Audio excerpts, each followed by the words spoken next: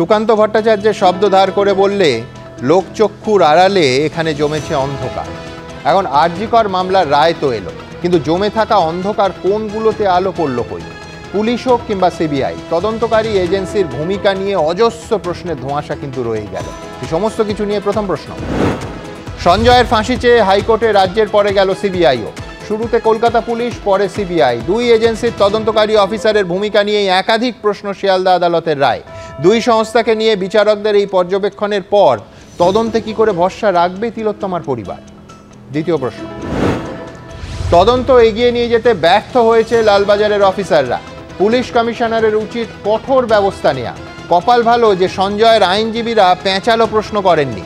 রায় পুলিশের তদন্ত নিয়ে প্রশ্ন বিচারকের। পুলিশি তদন্তে এত গাফিলতির নেপথ্যে কোন অঙ্ক? তৃতীয় প্রশ্ন, এবার মুখ্যমন্ত্রীর পদত্যাগের দাবি অভয়ার বাবার। বললেন শেষ প্রমাণটাও লোপাটে মরিয়া মুখ্যমন্ত্রী। ওনারা বিরোধীদের দ্বারা পরিচালিত হচ্ছেন, পাল্টা বলছে তৃণমূল। শুরু থেকে পুলিশ আর হাসপাতালের ভূমিকাই কি এই অবিশ্বাসের জন্য দায়ী? চতুর্থ প্রশ্ন, দিদির মন্ত্রীদের চালচলন দেখলে আর থাকতে ইচ্ছে করে না। দিদি আছে বলেই আছি, না হলে নেই। বিস্ফোরক কল্যাণ বন্দ্যোপাধ্যায় বললেন মুখ্যমন্ত্রীর সঙ্গে থাকা মন্ত্রীরাই তাকে অর্ধসত্য বোঝান। মন্ত্রিসভার কোন কোন সদস্যের দিকে ইঙ্গিত করলেন লোকসভায় দলের চিফ হুইপ? পঞ্চম প্রশ্ন, ছবির মাপ নিয়ে বিতর্ক। রাতারাতি বদলে গেল তৃণমূলের ক্যালেন্ডার। নতুন ক্যালেন্ডারে মমতা বন্দ্যোপাধ্যায়ের ছবির তুলনায় ছোট করা হলো অভিষেক বন্দ্যোপাধ্যায়ের ছবি।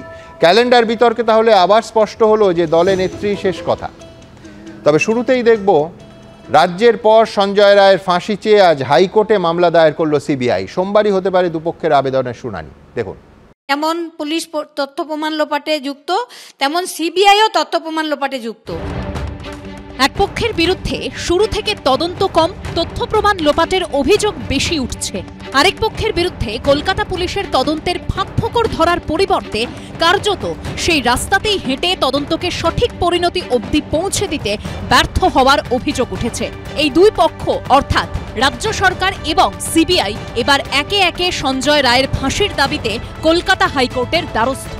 শুক্রবার বিচারপতি দেবাংশু বসাকের বেঞ্চে মামলা দায়ের করল সিবিআই। সোমবার দুপক্ষের আবেদনের প্রেক্ষিতেই শুনানি হওয়ার কথা। যেটা প্রাতিষ্ঠানিক খুন এবং রাজ্য সরকার সমস্ত তথ্য প্রমাণকে অত্যন্ত সততার সঙ্গে লোপাট করে দেবার পরই সিবিআই এই তদন্তে অংশগ্রহণ করে। সিবিআই এর সাপ্লিমেন্টারি চার্জশিট দেওয়া বাকি। সুতরাং একজনের ফাঁসি হয়ে যাওয়ার অর্থ এই নয় যে তদন্তটা শেষ হয়ে যাবে। মানুষের আদালতের উপর ভরসা আছে, আমাদেরও আস্থা আছে। আমরা মনে করি প্রকৃত সত্য উদ্ঘাটিত হবে। তথ্য প্রমাণে প্রমাণিত দোষী, যে ধারায় দোষী প্রমাণিত সেই ধারায় যাবজ্জীবন হয়েছে, সেই ধারাতেই মৃত্যুদণ্ড হয়। তাহলে সিবিআই কেন ব্যর্থ হলো? তাহলে কি আর্গুমেন্টে প্রবলেম ছিল? কড়া হাতে মোকাবিলার জন্য মুখ্যমন্ত্রী প্রথম দিন থেকে বলেছেন ফাঁসি। রাজ্য সরকার এই কড়া অবস্থান থেকেই ফাঁসির আবেদন করেছেন, আর পরে চাপের মুখে পড়ে এখন সিবিআই ওই একই দাবি নিয়ে হাইকোর্টে গিয়েছে। কিন্তু যাদের মেয়ে অকালে যন্ত্রণা পেয়ে চলে গেল, অর্থাৎ সেই নিহত চিকিৎসকের পরিবারকে রাজ্য সরকার কিংবা সিবিআই কেউই কিছু জানায়নি বলে অভিযোগ। সিবিআই হাইকোর্টে গেছে, কিন্তু আমাদের এখনো কপি সার্ভিস করেনি। কি করে যখন রাজ্য সরকারও কোর্টে গেছে, কিন্তু আমাদের কপি সার্ভিস করেনি। বিরোধীরা কটাক্ষের সুরে বলছে, শুরু থেকে কলকাতা পুলিশ কিংবা সিবিআই যদি নিরপেক্ষভাবে তদন্ত করত, তাহলে তো আজ আর হাইকোর্টে যাওয়ার প্রয়োজনই পড়তো না। তাই এখন সবটাই নাটক। আজকে নাটক দেখুন, তার রাজ্য সরকারও যাচ্ছে কোর্টে ফাঁসি চাইতে, আবার কেন্দ্র সরকারের এজেন্সি সিবিআইও যাচ্ছে ফাঁসি চাইতে। তাহলে তদন্তটা করলে না কেন? রাজ্য সরকার এবং কেন্দ্রের সরকার যৌথভাবে নির্যাতিতাকে বিচার দিল না, এবং আজকে একজন প্রতিভাবান চিকিৎসক শুধুমাত্র বিচার পেল না, এদের যৌথ নাটক এবং যৌথ অভিনয়ের ফলে। যারা ধামাচাপা দিয়েছে তাদের মোটিভ কি? এখন একটা সঞ্জয়কে বাঁচানোর জন্য তো গোটা রাজ্য সরকার, স্বাস্থ্য দপ্তর, পুলিশ কমিশনার সবাই নেমে পড়েনি। তাহলে নিশ্চয়ই দাল মে কুছ কালা হ্যায়, এখনও তাকে জেলে মেরে দিতে পারে, এজন্য সজাগ থাকতে হবে। নিম্ন আদালতের পর এবার হাইকোর্টের নতুন লড়াই। সুবিচার পাবে নিহত চিকিৎসক, নাকি ছায়াযুদ্ধের শিকার হবে তদন্ত? সৌভিক মজুমদার, ব্রতদীপ ভট্টাচার্য ও মলয় চক্রবর্তীর রিপোর্ট, এবিপি আনন্দ। দেখুন, প্রথম দিন থেকে আমরা বলে এসেছি যে আর.জি. কর কাণ্ডে প্রশ্নগুলোর উত্তর কই। শিয়ালদা কোর্টের রায় বেরোনোর পরেও অভয়ার বাবা মা হাইকোর্ট থেকে সুপ্রিম কোর্ট উত্তর না পাওয়া প্রশ্নগুলোর উত্তর খুঁজছেন।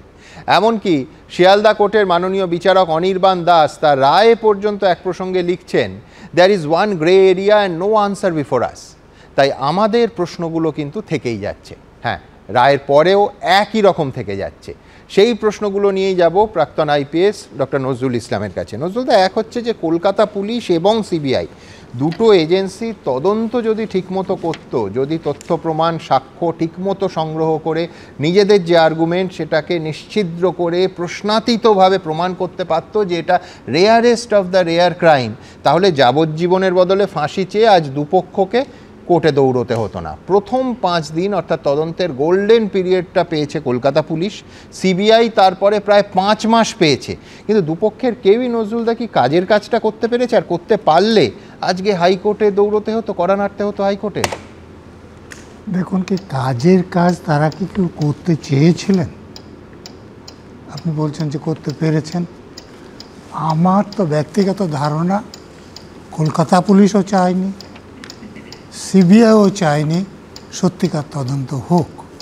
কেন আমি বলছি, দেখুন, এই তদন্তকারী সংস্থার লোকেরা এটা দাবি করেছে যে অপরাধীরা তার নাকে মুখে হাত দিয়ে গলা চেপে তাকে হত্যা করেছে।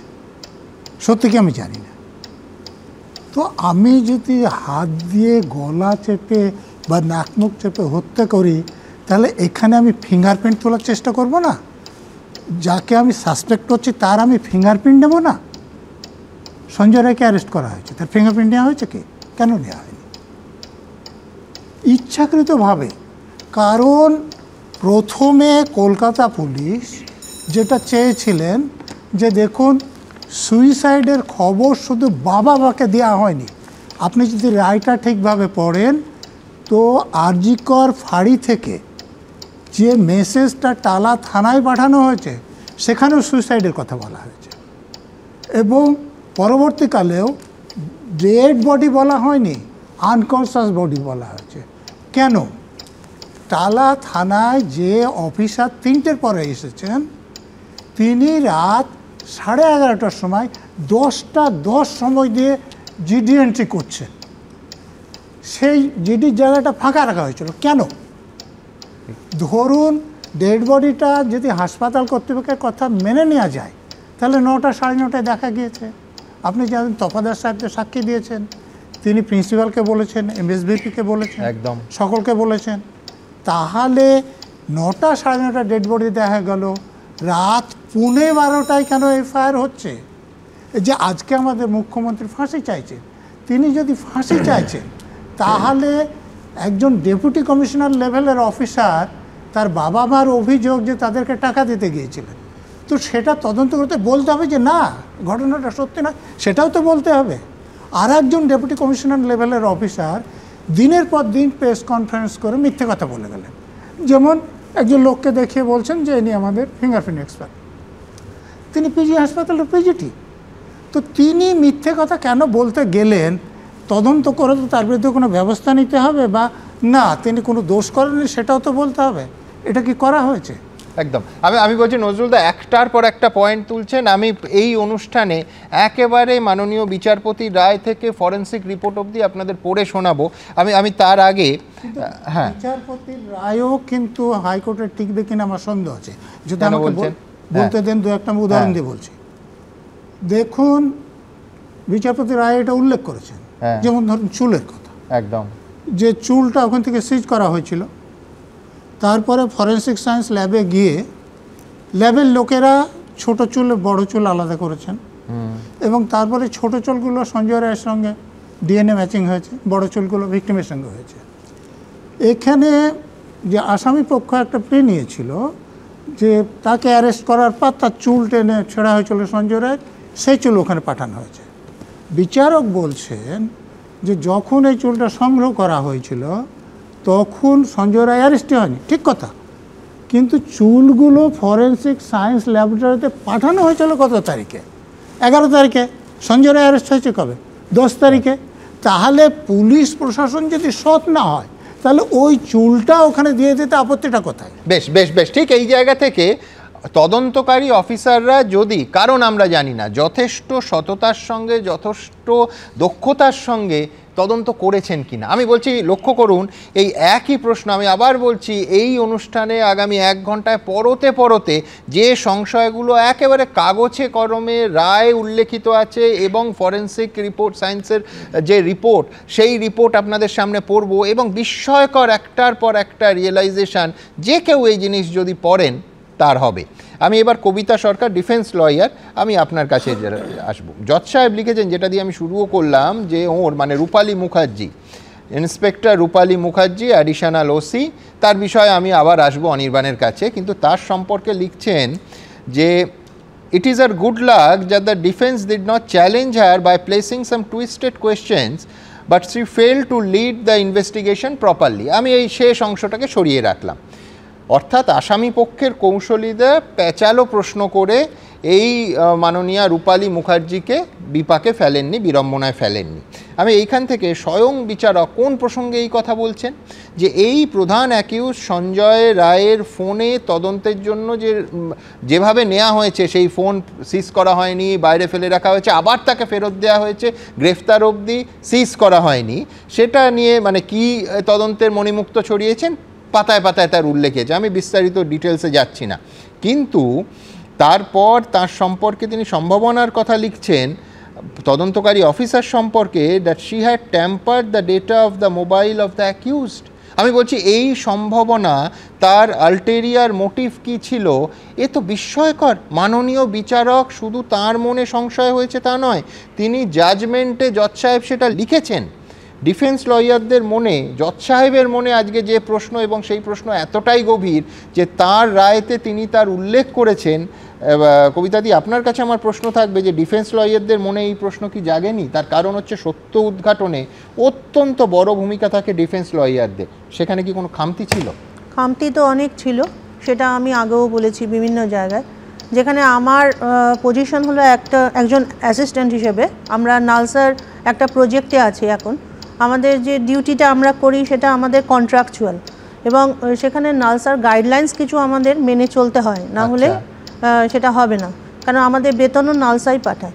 তো এখন কথা হলো যে এখানে আমার অ্যাসিস্ট্যান্ট পদে আমার কিছু লিমিটেশন আছে, যেমন আমি রিমান্ড অবধি কাজ করতে পারবো, তারপরে আমি সেশনস ট্রায়ালগুলো আমি জেম ট্রায়াল করতে পারবো অ্যাট দি এন্ড অবধি, কিন্তু সেশনস ট্রায়ালে আমাকে তখন আমার সিনিয়রসদের, আমার যারা ডেপুটি বা চিফ, তাদেরকে আমি অ্যাসিস্ট করতে পারবো রিগার্ডিং দ্য কেস। কিন্তু তা সত্ত্বেও আপনার চোখে খামতিগুলো পড়েছে? হ্যাঁ, খামতিগুলো পড়েছে। যখন আমি এগুলো আমার সিনিয়রসদের মেনশন করেছি, না কোনো আমাদের হোমওয়ার্ক হয়েছে, না এই নিয়ে মানে যখন আমাদের আউটসাইডে গিয়ে কিছু হোমওয়ার্ক মানে কিছু ওয়ার্কশপ করার দরকার ছিল, বা সেখান থেকে আমাদের কিছু ডাটা বা কিছু এভিডেন্স কালেকশনের দরকার ছিল, সেরকম আপনি দেখবেন আমরা কোনো বারবার কিছু বললে তো আর হয় না, আমরা কিন্তু কিছু কোরোবোরেট করতে পারিনি আমাদের সব।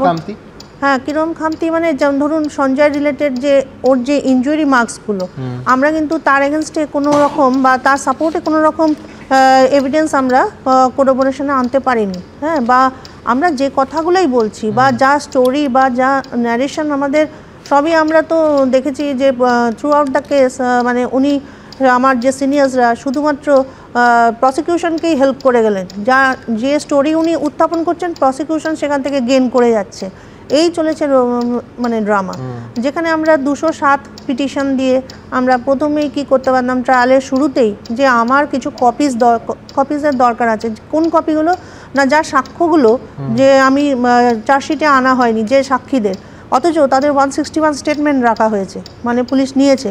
তাহলে আমি ওইগুলো পড়ে তো আমি তো আমার স্টোরিটা, আমি তো থার্ড পার্টি, আমি তো আর জানি না ক্রাইম সিনে কী হয়েছে। এবার আমি সেগুলো সেখান থেকে আমি কিছু উইটনেস আমার করতে পারতাম, আমি কোনো ডিফেন্স উইটনেসই আনলাম না।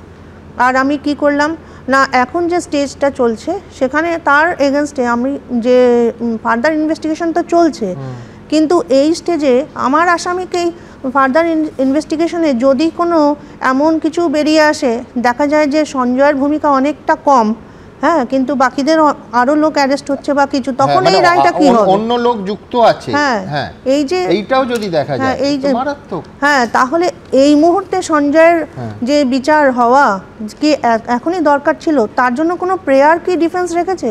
বরঞ্চ এমন প্রেয়ার রেখেছে যে তার ফাঁসি না হয়ে যাবজ্জীবন হোক। তাহলে ডিফেন্স কেন ওটা চাইবে? ডিফেন্স তো তাকে মুক্ত করতে চাইবে, যে এভিডেন্সের অভাবে, যেরকম CFSL এর যা রিপোর্ট আছে, যে রিপোর্টের ভিত্তিতে আপনি একজন মহিলার যে সাসপিশন পাচ্ছেন তাকে আপনি করতে পারছেন না, তার এগেনস্টে জজ সাহেব যখন জাজমেন্টে লিখছেন যে কেন পারছেন না, হ্যাঁ, যে মানে আপনার যে এভিডেন্সটা যে কন্টামিনেটেড হয়েছে বা তার পসিবিলিটি আছে, এই যে 4 দিন স্যার যেটা মেনশন করলেন, সঙ্গে সঙ্গে কি ওগুলোকে সিল করে পাঠানো হয়েছে? আফটার দ্য কালেকশন 4 দিন ফেলে রাখা হয়েছে, 4 দিন আপনার সিন অফ ক্রাইম লক করা হয়নি, ওপেন রাখা হয়েছে, যে কেউ গেছে, যে কেউ বেরিয়ে এসছে, কারা CFSL কে হ্যান্ড ওভার করেছে তার কোনো প্রপার নেই, আইও লেভেলের কোনো অফিসার কন্টামিনেটেড যদি হয়ে থাকে এবং এত হাই প্রোফাইল একটা কেসে, সেটা কি ইচ্ছাকৃত? এই প্রশ্ন তো আমার আপনার সবার মনে থাকবে। আমি বলছি সঞ্জয় রায় দোষী এবং তার কঠোরতম শাস্তি হোক, কারুর আপত্তি নেই, কিন্তু সঙ্গে কি আর কেউ ছিল? এই প্রশ্ন তো উঠছে। আমি এই এভিডেন্সের পটে তাতে আমি 2-1টা পয়েন্ট যোগ করব। এটা সেশন ট্রাইব্যুনাল কেস, এবং সেশন ট্রাইব্যুনাল কেস আগে CRPC ছিল, পরে BNSS এসছে। যিনি পাবলিক প্রসিকিউটর থাকবেন তিনি ট্রায়াল কন্ডাক্ট করবেন। উনি যেরকম লয়ার বলবেন, অন্য যদি তার বাবা মা বা অন্য কেউ যদি দেয় কোনো লয়ার, তাহলে তাকে কিন্তু পিপির অধীনেই কাজ করতে হবে, এটা পরিষ্কার আইনে বলা আছে। এক, দ্বিতীয়ত, যেহেতু এটা সেশন ট্রাইব্যুনাল কেস, যে আসামিদের এক্সামিনেশন চিফ প্রসিকিউশন করছেন, ডিফেন্স চাইলে বলতে পারতেন যে আমরা পরবর্তীকালে ক্রস এক্সামিন করব, না হলে আমাদের ডিফেন্স ডিসক্লোজ হয়ে যাবে, সেটা করা হয়নি। তারপরে আর একটা ব্যাপার, আরেকটা কথা আমি এখানে আরেকটা বলি, যে রিকনস্ট্রাকশন অফ ক্রাইম, এটা মানে কি আসামি অ্যারেস্ট হওয়ার সঙ্গে সঙ্গে তাকে আবার ক্রাইম সিনে নিয়ে গিয়ে, সেটা তো কিছুই হলো না। আর একটা কথা যেটা মানে ফেসের ইনজুরির কথা বলেছেন, ফেসের ইনজুরির ব্যাপারে যে শুধু কোনো রকম অ্যালিবাই দিতে পারেনি তা নয়, জাজমেন্টটা একটু খুব পরিষ্কারভাবে লেখা আছে, দেখবেন, আমি জাজমেন্টটা খুব ভালোভাবে পড়েছি, যে এক এক সময় এক এক রকম। কখনো বলছেন যে বক্সিং পাঞ্চ করতে গিয়ে এটা হয়েছিল, কখনো বলছেন যে আমি সালুয়াতে রক ক্লাইম্বিং করতে গিয়েছিলাম, সেখানে হয়েছিল।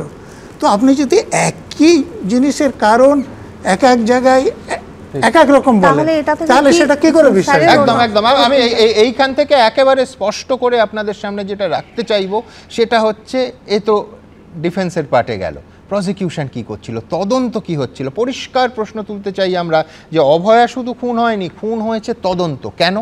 তদন্তকারী সংস্থা প্রথম 5 দিন আর তারপরের 5 মাস যারা করেছে, অর্থাৎ কলকাতা পুলিশ এবং CBI, এবার সেই পার্টে আসবো, কিন্তু তার আগে আপনাদের দেখাবো যে অভয়ার মা বাবা আজকের দিনে দাঁড়িয়ে কি বলছেন। দেখুন, আমাদের এই মেয়ের মৃত্যুর জন্য মুখ্যমন্ত্রী দায়ী। ওনার এই দায় পুরো নিজের গাদে নিয়ে পদত্যাগ করা এক্ষুনি উচিত। আরজিকর কাণ্ডে নিহত চিকিৎসকের পরিবার এবার সরাসরি মমতা বন্দ্যোপাধ্যায়ের পদত্যাগ দাবি করল। আমার মেয়ে 7 জন পশ্চিমবঙ্গ সরকারের কর্মচারী ছিল এবং একজন ছাত্রী ছিল কলেজের, সুতরাং রাজ্য সরকার এর দায় এড়িয়ে আমার মেয়ের মৃত্যুর জন্য রাজ্য সরকার পুরো, আমি সরাসরি বলছি, রাজ্য সরকার পুরো দায়ী। এই অবস্থাতে মুখ্যমন্ত্রীর ক্ষমতায় থাকার কোনো যুক্তি নেই। ওনার এই দায় পুরো নিজের গাদে নিয়ে পদত্যাগ করা এক্ষুনি উচিত। কেন রাজ্য সরকার তড়িঘড়ি সঞ্জয় রায়ের ফাঁসি চেয়ে হাইকোর্টে গেল, তা নিয়েও ফের একবার চাঞ্চল্যকর অভিযোগ করলেন নিহতর মা বাবা। আজকে সঞ্জয় যেহেতু উনি যাবজ্জীবন দিয়েছেন, তার বিরুদ্ধে মামলা করতে আবার হাইকোর্টে দৌড়াচ্ছে।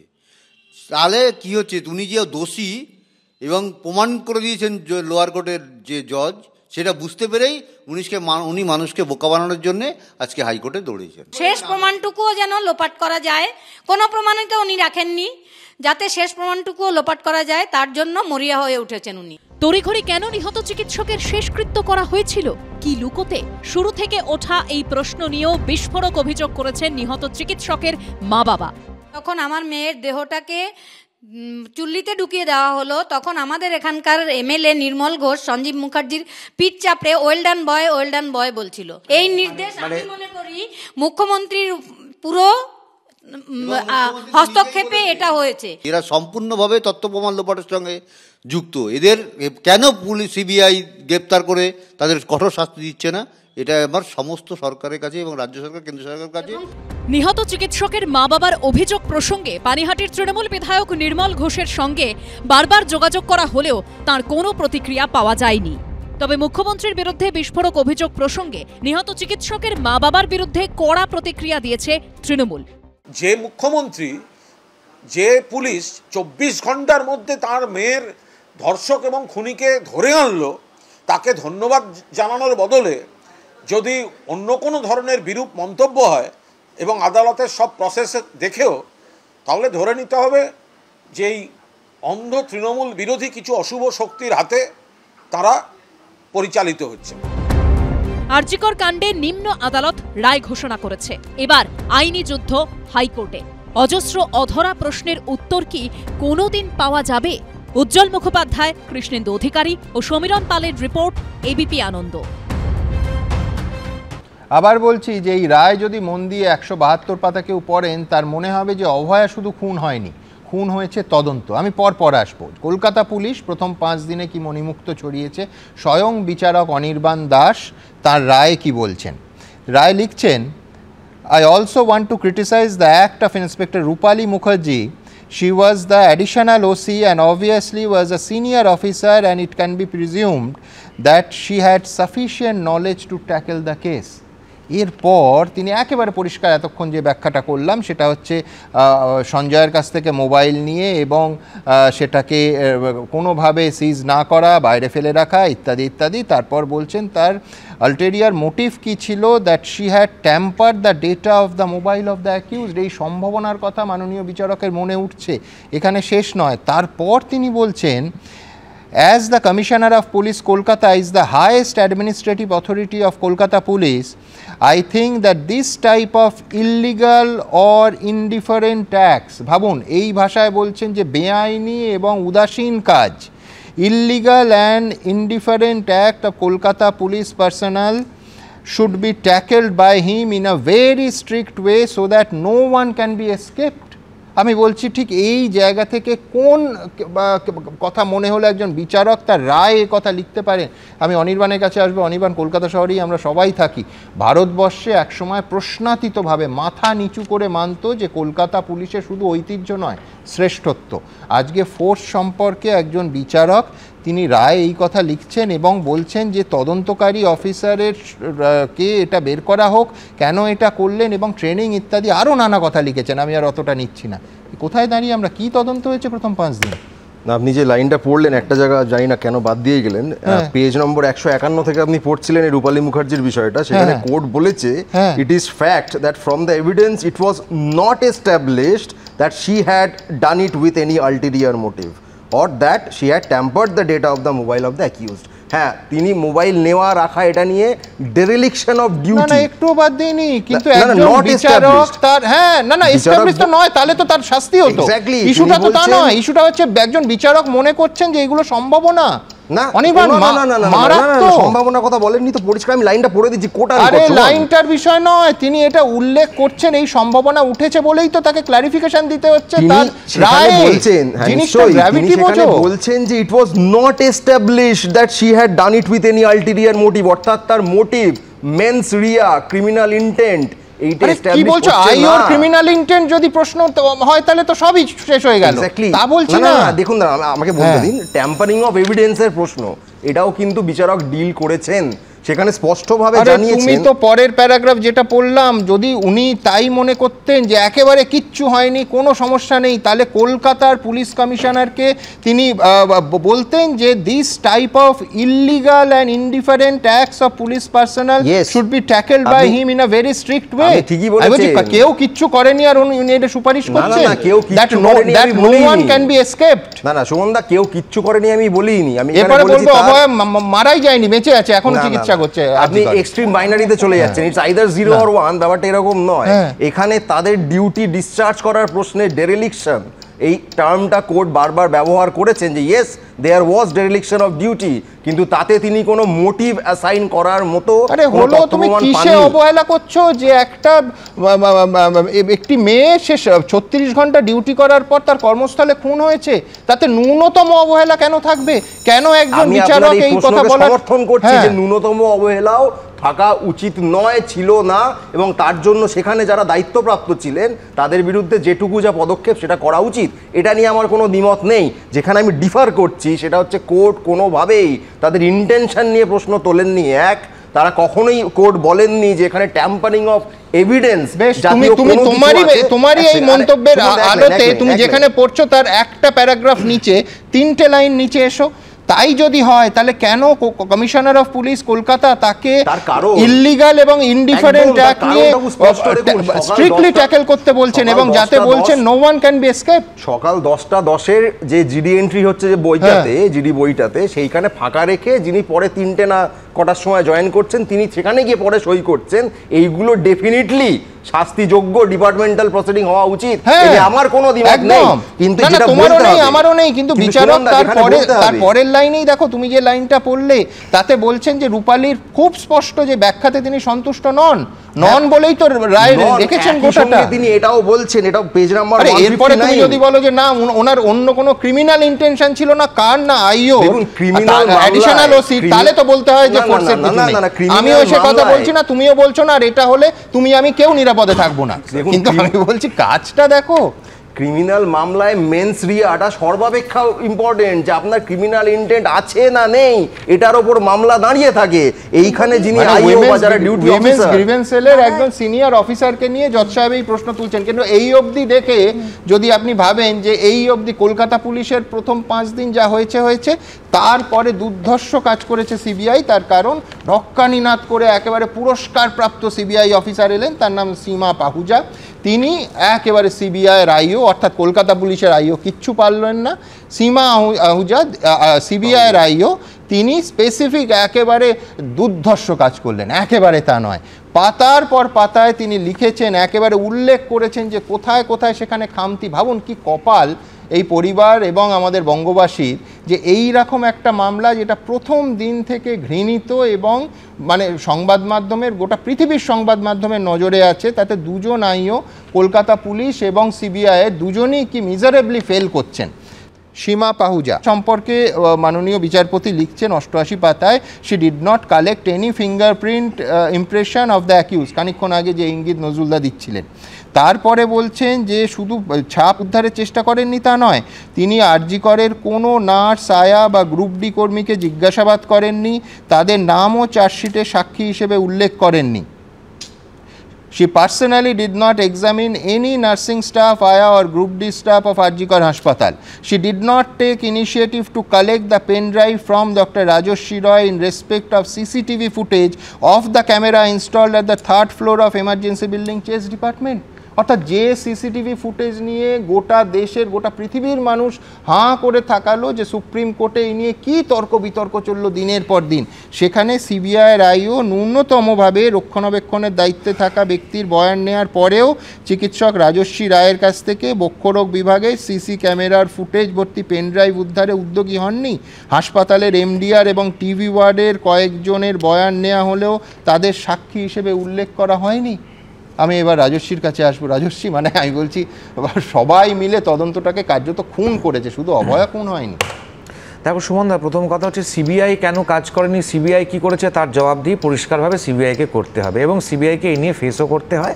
যদি কোনো অন্যায় করে থাকে কোর্টও প্রশ্ন করবে এবং তাদের ঊর্ধ্বতন কর্তৃপক্ষরাও প্রশ্ন করবে। আমাদের বক্তব্য পরিষ্কার ছিল, এখনও তাই আছে, একজন মানুষের পক্ষে এটা করা সম্ভবপর নয়। ডেফিনেটলি এখানে বিরোধী দলনেতা এবং রাজ্য সভাপতি কেন্দ্রীয় মন্ত্রী সুকান্ত মজুমদার তিনিও বলে দিয়েছেন যে আমরা খুশি হতাম যদি এটা সম্পূর্ণ তদন্ত হতো এবং যারা যারা এর মধ্যে ইনভলভড আছে তারা প্রত্যেকে, কিন্তু যারা যারা তদন্তে এইরকম গাফিলতি করলো, অবশ্যই গাফিলতি আমি অস্বীকার করছি না এখান থেকে। কোর্ট যখন মহামান্য বিচারপতি যেখানে বলেছেন, কিন্তু এ কথাটাকে সত্য মানতে হবে। এই কেস একেবারে দীর্ঘ যুগান্ত ধরে পশ্চিমবঙ্গের যেটা একেবারে একখানা মার্কা মারা ব্যাপার। প্রত্যেকটা কোনো জায়গায় খুন হলে পরে সেই ইউনিভার্সিটি হোক বা হাসপাতাল হোক একদম ব্র্যান্ড সুইসাইড করে দেওয়া হতো। যদি বিজেপির নেতা সজল ঘোষ, বিজেপির নেত্রী অগ্নিমিত্রা পাল না থাকতেন তাহলে এটাকেও সুইসাইড বলেই চালিয়ে দেওয়া হতো, সেটার চেষ্টাটাই করা হয়েছিল। এবং যিনি নির্যাতিতা তার দুজনের নাম বললে তাহলে মীনাক্ষী কলতানের নামও তোমায় বলতে হবে, একই সঙ্গে সবাই ছিল। অবশ্যই, যদি ওনারা থেকে থাকেন নিশ্চয়ই ছিল। এবং সুইসাইড আমি তোমার সাথে যোগ করব, সেটা হচ্ছে যে একেবারে আউটপোস্ট থেকে থানায় ফোন গেছে সুইসাইড হিসেবে, হাসপাতাল থেকে বাড়িতে ফোন গেছে সুইসাইড হিসেবে, সেই দিকেই তো নিয়ে যাওয়া হচ্ছিল। নির্যাতিতার বাবা মাকে তারা নিজেরাই এই স্টুডিওতে আমাদের সামনে এসে বলেছিলেন যে সেকেন্ড পোস্টমর্টম, যে রাজ্য সরকারের পোস্টমর্টমে খুশি নন এবং অগ্নিমিত্রাদি রাজ্যপাল এবং হাইকোর্টে যাওয়ার ব্যবস্থা করেছিলেন। সেই সময় ফোন আসে ওনাদের কাছে যে আপনারা এক্ষুনি বাড়িতে আসুন, নাহলে আপনাদের অবর্তমানেই মৃতদেহ সৎকার করে দেওয়া হবে। তখন বাধ্য হয়ে কাঁদতে কাঁদতে ওনারা বাড়ি চলে যান। কিন্তু দিনের শেষে 5.5 মাস পর রাজস্বী কি পাওয়া গেল? কিন্তু এ কথাটাও ঠিক যে সুপ্রিম কোর্টে সিবিআই সমস্ত কিছু জমা দিয়েছে। সুপ্রিম কোর্ট পরিষ্কার ভাষায় বলেছে যে 30 বছরের কেরিয়ারে জজ সাহেব এরকম রাজ্য সরকারের তদন্ত দেখেননি, কোনো রাজ্য সরকারের, এবং সিবিআই এর তদন্তে তিনি খুশি আছেন। এবার সুপ্রিম কোর্টে ফাইনাল বলুক সুপ্রিম কোর্ট কি বক্তব্য। আমি শুধু তার সঙ্গে একটু যোগ করি, সেটা হচ্ছে ধরুন প্লেস অফ অকারেন্স অল্টার্ড। যারা এই মামলায় ন্যূনতম নজর রেখেছে প্রত্যেকে জানে যে প্রথম দিন থেকে সলিসিটর জেনারেল সুপ্রিম কোর্টে দাঁড়িয়ে অন বিহাফ অফ সিবিআই বলতে শুরু করলেন। লাইভ স্ট্রিমিংয়ে গোটা দেশ দেখছে যে পিও অল্টার্ড হয়েছে। খুব ভালো কথা। কে অল্টার্ড করেছে? 2 জন হেভিওয়েটকে অ্যারেস্ট করা হলো। এত বড় ব্যাপার সিবিআই সুপ্রিম কোর্টে বলেছে। 90 দিন পরেও তাদের চার্জশিট দেওয়া হলো না। এমনকি আজকে এই আলোচনা চলছে 24শে জানুয়ারি, তাতেও সাপ্লিমেন্টারি চার্জশিট দেওয়া হলো না। অর্থাৎ জামিনের পর তারা জামিন পেয়ে গেছেন, 90 দিনে চার্জশিট দেওয়া হয়নি। 142 দিন কেটে গেল, এখনও সাপ্লিমেন্টারি চার্জশিটের আমরা নাম দেখলাম না। আমি বলছি যে যাদের, আমি ধরে নিচ্ছি যে কিছু লোকের কীর্তির জন্য তদন্ত করা সিবিআইয়ের পক্ষে খুব কঠিন হয়েছে, তাদের বিরুদ্ধেও সিবিআইয়ের হাতে কি প্রমাণ নেই? হয় তাদের বিরুদ্ধে প্রমাণ নেই, নয় তাদের বিরুদ্ধে কোনো অভিযোগ নেই, কারণ অভিযোগটাই ভুয়ো। আমি কোনটা আমি জানি না, আয়দার দুটো তো একসঙ্গে হতে পারে না। কিন্তু আমি গোটা বিষয়টা যেটা হচ্ছে সেটা হচ্ছে যারা তদন্তে আইনে, ভারতবর্ষের আইন ব্যবস্থায় ভরসা রাখেন তারা হতাশ হচ্ছেন। তার কারণ যে কলকাতা পুলিশের অফিসার একদিকে তদন্ত এগিয়ে নিয়ে যেতে বাধ্য হচ্ছে, তার বিরুদ্ধে সুপারিশ এবং স্ট্রিক্টলি সেটা ডিল করার সুপারিশ মাননীয় বিচারক করছেন কলকাতা পুলিশের কমিশনারকে। কলকাতা পুলিশ শুনবে কিনা আমরা জানি না, এবং বারবার এই তদন্ত নিয়ে সংশয় প্রশ্নগুলো উঠে আসছে। দেখুন, 9ই আগস্ট সকালে আরজিকর মেডিকেল কলেজ থেকে উদ্ধার হয়েছিল তরুণী চিকিৎসকের মৃতদেহ। সকালেই সেখানে পৌঁছে গেছিলেন কলকাতার তৎকালীন পুলিশ কমিশনার সহ পদস্থ কর্তারা। কিন্তু তারপর সেই পুলিশের তদন্ত নিয়েই সামনে এসেছে গুচ্ছ গুচ্ছ প্রশ্ন। তৈরি হয়েছে বিতর্ক, যার প্রতিফলন রয়েছে শিয়ালদা কোর্টের রায়ও। উইমেন্স গ্রিভান্স সেলের অ্যাডিশনাল ওসি রূপালী মুখোপাধ্যায় সম্পর্কে স্বয়ং শিয়ালদা কোর্টের বিচারক রায়ের 151 নম্বর পাতায় লিখেছেন, তার কপাল ভালো যে অভিযুক্তর আইনজীবী মোচড় দেওয়া প্রশ্ন করে তাকে চ্যালেঞ্জ করেননি, তবে তিনি তদন্ত এগিয়ে নিয়ে যেতে ব্যর্থ হয়েছেন। এই পর্যবেক্ষণের কারণ কি, রায় তাও স্পষ্ট করেছেন বিচারক অনির্বাণ দাস। 151 নম্বর পাতাতেই তিনি লিখেছেন, রূপালী মুখোপাধ্যায় উইমেন্স গ্রিভান্স সেলের অতিরিক্ত ওসি এবং নিশ্চিতভাবেই একজন সিনিয়র অফিসার। এটা ধরে নেওয়া যায় এ ধরনের মামলা কিভাবে সামলাতে হয় সে ব্যাপারে তার যথেষ্ট ধারণা ছিল। 9ই আগস্ট তিনি অভিযুক্তর থেকে মোবাইল ফোন নিয়ে নেন এবং তার টালা থানায় ফেলে রাখেন। তার এই কাজ প্রশ্ন জাগাচ্ছে। এটা ঠিকই যে সাক্ষ্য থেকে এটা প্রতিষ্ঠিত হয়নি তিনি কোনো উদ্দেশ্য নিয়ে এই কাজ করেছেন বা অভিযুক্তর মোবাইল ফোন থেকে তথ্য বিকৃত করেছেন। এরপর বিচারক লিখেছেন, অত্যন্ত দুর্বল একটি ব্যাখ্যায় তিনি জানিয়েছেন মোবাইল ফোন অভিযুক্তকে ফেরত দেওয়া হয়েছিল, পরে তার গ্রেপ্তারির সময় সেটা আবার বাজেয়াপ্ত করা হয়। তিনি সাক্ষ্য দেন যে এই পুরো সময়টাই অভিযুক্ত কলকাতা পুলিশের হাতে আটক ছিল। এই কাজের কোনো কারণ আমি খুঁজে পাইনি। টালা পিএস থেকে তখন কেস হ্যান্ডওভার হয়ে গেল ডাব্লিউজি সেলের কাছে। আয়ও হলেন রূপালী ম্যাডাম।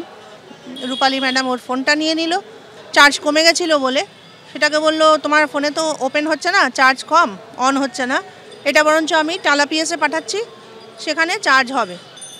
থানাতে পাঠানো হলো এবং সেখানে চার্জ দেওয়ার ব্যবস্থা করা হলো। আর ওকে নিয়ে চলে গেল লালবাজারে, ডিডি সেকশন লালবাজারে। নির্দেশনামায় বিচারক অনির্বাণ দাস আরও লিখেছেন, আমার মনে হয় কলকাতার পুলিশ কমিশনারের উচিত পুলিশ কর্মীদের এ ধরনের বেআইনি বা উদাসীন কাজ অত্যন্ত কড়াভাবে সামলানো, যাতে কেউ নিস্তার না পায়। আবার এটাও মনে হয় যে ক্ষেত্রে পারিপার্শ্বিক, ইলেকট্রনিক বা সায়েন্টিফিক তথ্য প্রমাণের উপর তদন্ত নির্ভর করে, সেরকম মামলার জন্য অফিসারদের যথাযথ প্রশিক্ষণ দেওয়া হোক। রায়ের ছত্রে ছত্রে পুলিশের ভূমিকা নিয়ে এই কড়া পর্যবেক্ষণকেই হাতিয়ার করেছে বিরোধীরা। পুলিশ এবং হসপিটাল কর্তৃপক্ষ ঐক্যবদ্ধভাবে তার মা বাবাকে দূরে সরিয়ে রেখে মৃত্যুটাকে চাপা দিতে চাইছিল। কলকাতার পুলিশ অ্যারেস্ট করেছে 24 ঘন্টার মধ্যে। কলকাতা পুলিশের হাতে থাকলে এতদিনে ফাঁসির অর্ডার কলকাতা পুলিশ বার করে আনত।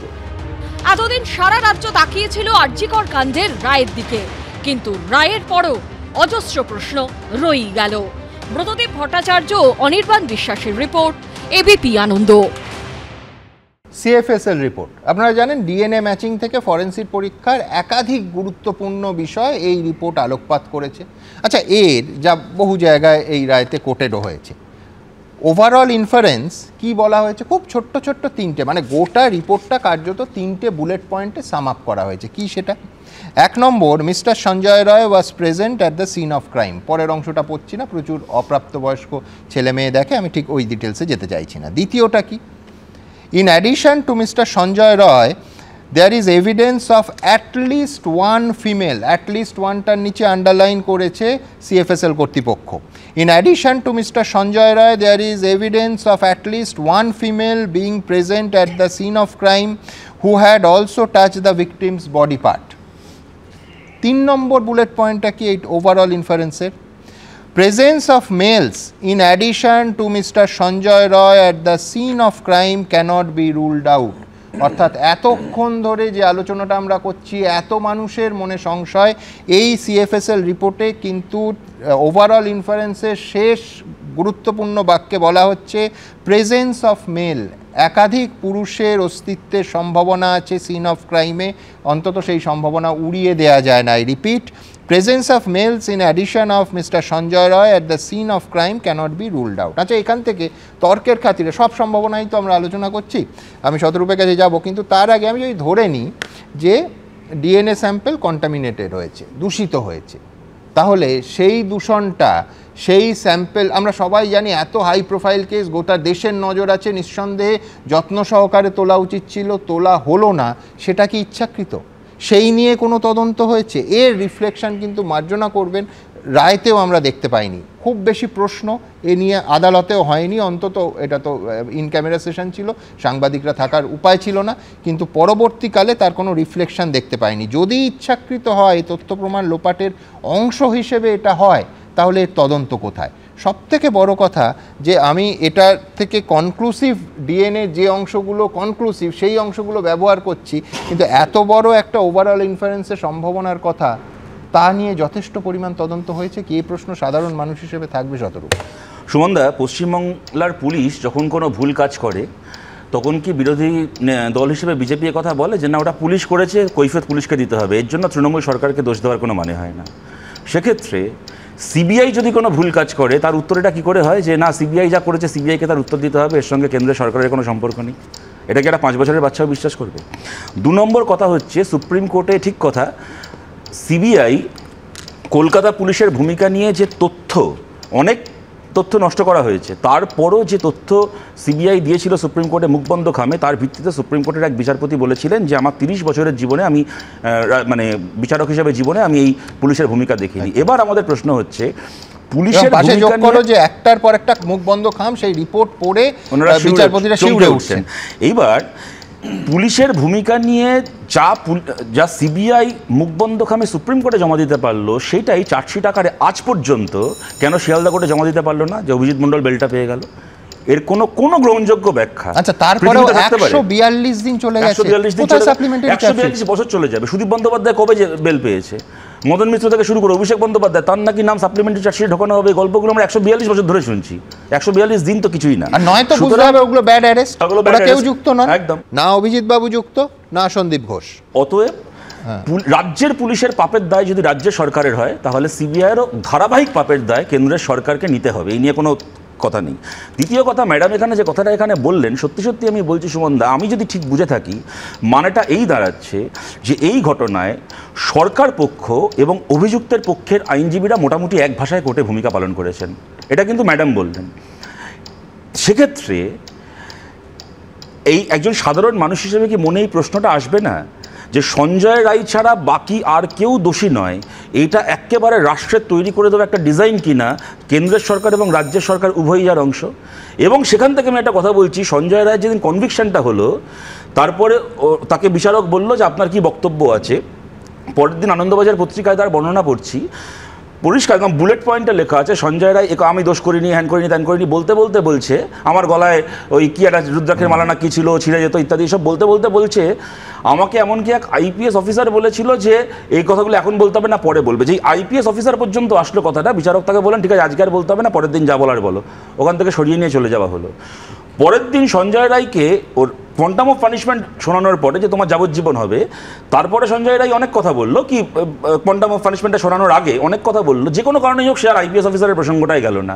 এবং সবাই ভাবছিল বোধহয় অবধারিতভাবে লোকটার ফাঁসির নির্দেশ দেওয়া হবে, কিন্তু হলো যাবজ্জীবন। আমি বলছি সুমনদা, বাসে ট্রামে কিন্তু এই আলোচনা হচ্ছে তবে থেকে যে মাঝের ওই কটা দিনে কি এরকম কোনো কথা হয়ে গেল যে তোমাকে ফাঁসির বদলে যাবজ্জীবন দেওয়া হবে, তার বদলে তুমি আইপিএস সহ বাকি যাদের নামগুলো বলছিলে সেগুলো আর বলো না? এটা জল্পনা, কিন্তু আমি বলছি এই জিনিস তো হয়েছে, কিন্তু মানে আমি বলছি যে ডিফেন্স লয়াররা বলছে ও বক্সিং জানে, সঙ্গে সঙ্গে প্রসিকিউশন লাফিয়ে বলছে বক্সিং জানে, যার ফলে ওই নিশ্চয়ই একা মেরেছে। মানে এটা একেবারে মানে একটা জিগসা পাজল যেরকম ফিটিং করে যায়, একেবারে বাদী বিবাদী পক্ষে আমি কথাটা শেষ করি কাইন্ডলি শেষ করে দিই, পুরো ফিটিং করে যাচ্ছে। এবার এই জায়গাতে আমি কতগুলো কথা বলছি, দেখুন আইনের প্রতি আদালতের প্রতি আমাদের প্রত্যেকের আস্থা আছে। আমরা তিনটে রাজনৈতিক দলের পক্ষ থেকে যারা আছি, আমরা তিনটে রাজনৈতিক দলই ভারতের সংবিধানের প্রতি কমিট করেই আমরা রাজনীতি করি। কিন্তু ওই আস্থার জায়গা থেকেই বলছি, একজন বিচারক ছত্রে ছত্রে লিখেছেন যে রূপালী মুখার্জি বলেছেন পুলিশ তার ভুল ভূমিকা, সুব্রত চট্টোপাধ্যায় বলে আরেকজন পুলিশ সে বেআইনিভাবে তদন্ত করেছে, হাসপাতাল কর্তৃপক্ষ সুইসাইড বলে চালানোর চেষ্টা করেছে, এগুলো কিন্তু কোনোটাই অবজারভেশন নয়, রায়। তারপরে আমি খালি বিনীতভাবে জানতে চাই, দুজন এখানে অ্যাডভোকেট রয়েছে, বিচারকের ফাইনাল ভার্ডিক্টের ভাষা কি এগুলো হতে পারে? আমি মনে করি পুলিশ এটা করলে ভালো হয়, নাকি বিচারক বলবেন যে আমি নির্দেশ দিচ্ছি কমিশনারকে এইটা করতে হবে, আমরা কি আশা করি?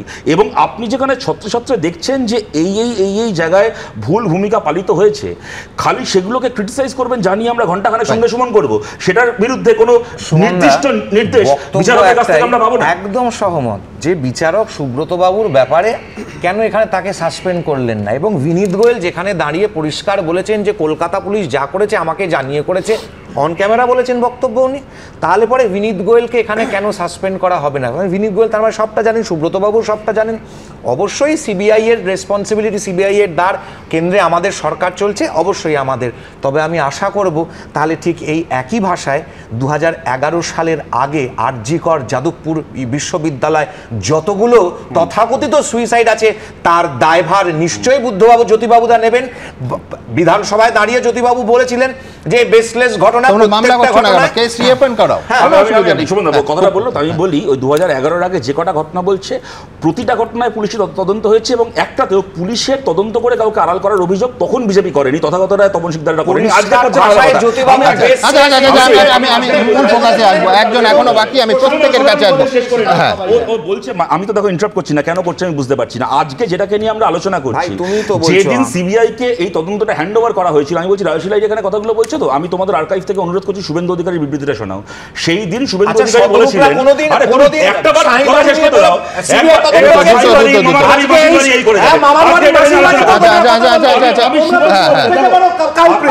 আমরা খুব কালপিট। আমি বলছি শুভেন্দু অধিকারীর বিবৃতি মনে করাচ্ছি, ইন্টারাপ্ট করছে। শুভেন্দু অধিকারী বলেছিলেন সিবিআই দেওয়ায় আমরা খুশি নই, কেন যতবার সিবিআই মুখ্যমন্ত্রী পরিবার অবধি পৌঁছয় তারপরে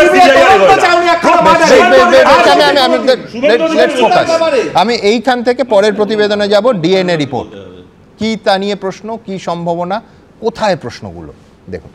আমার মেয়ে একটা প্রাতিষ্ঠানিক খুন এবং একটা বলবো তার দ্বিতীয় বাড়িতে সে খুন হয়েছে, এটা যদি খুনি না ধরা পড়ে তাহলে আগামী প্রজন্মের জন্য আমরা কি রেখে যাব? আমার মেয়ে তো আর ফিরে আসবে না। কলকাতায় আরজিকর মেডিকেলের মতো প্রথিতযশা কলেজে চিকিৎসককে ধর্ষণ করে খুন, অসংখ্য প্রশ্ন ও অভিযোগে বিদ্ধ কলেজেরই তৎকালীন অধ্যক্ষ সন্দীপ ঘোষ। তাকে সিবিআই গ্রেপ্তার করলেও তথ্য প্রমাণ লোপাটের অভিযোগে চার্জশিট দিতে না পারায় এই মামলায় তিনি জামিন পেয়েছেন। তার ভূমিকা নিয়ে ওঠা অজস্র প্রশ্নের উত্তর এখনো অধরা। শিয়ালদা আদালতের নির্দেশ নামাতেও সন্দীপ ঘোষের ভূমিকা নিয়েও নানা প্রশ্ন রয়েছে। রায়ের 32 নম্বর পাতায় উল্লেখ রয়েছে, আরজিকর মেডিকেল কলেজের রেসপিরেটরি মেডিসিনের অ্যাসোসিয়েট প্রফেসর সুমিত তপাদার সাক্ষ্যদানের সময় বলেন, দেহ উদ্ধার হওয়ার পর তিনি সন্দীপ ঘোষকে তড়িঘড়ি ফোন করেন। সন্দীপ ঘোষ ফোন না তোলায় তিনি মেসেজে লেখেন, খুব গুরুত্বপূর্ণ বিষয়, 5 মিনিটের মধ্যে ফোন করুন। এরপর কল ব্যাক করেন সন্দীপ ঘোষ।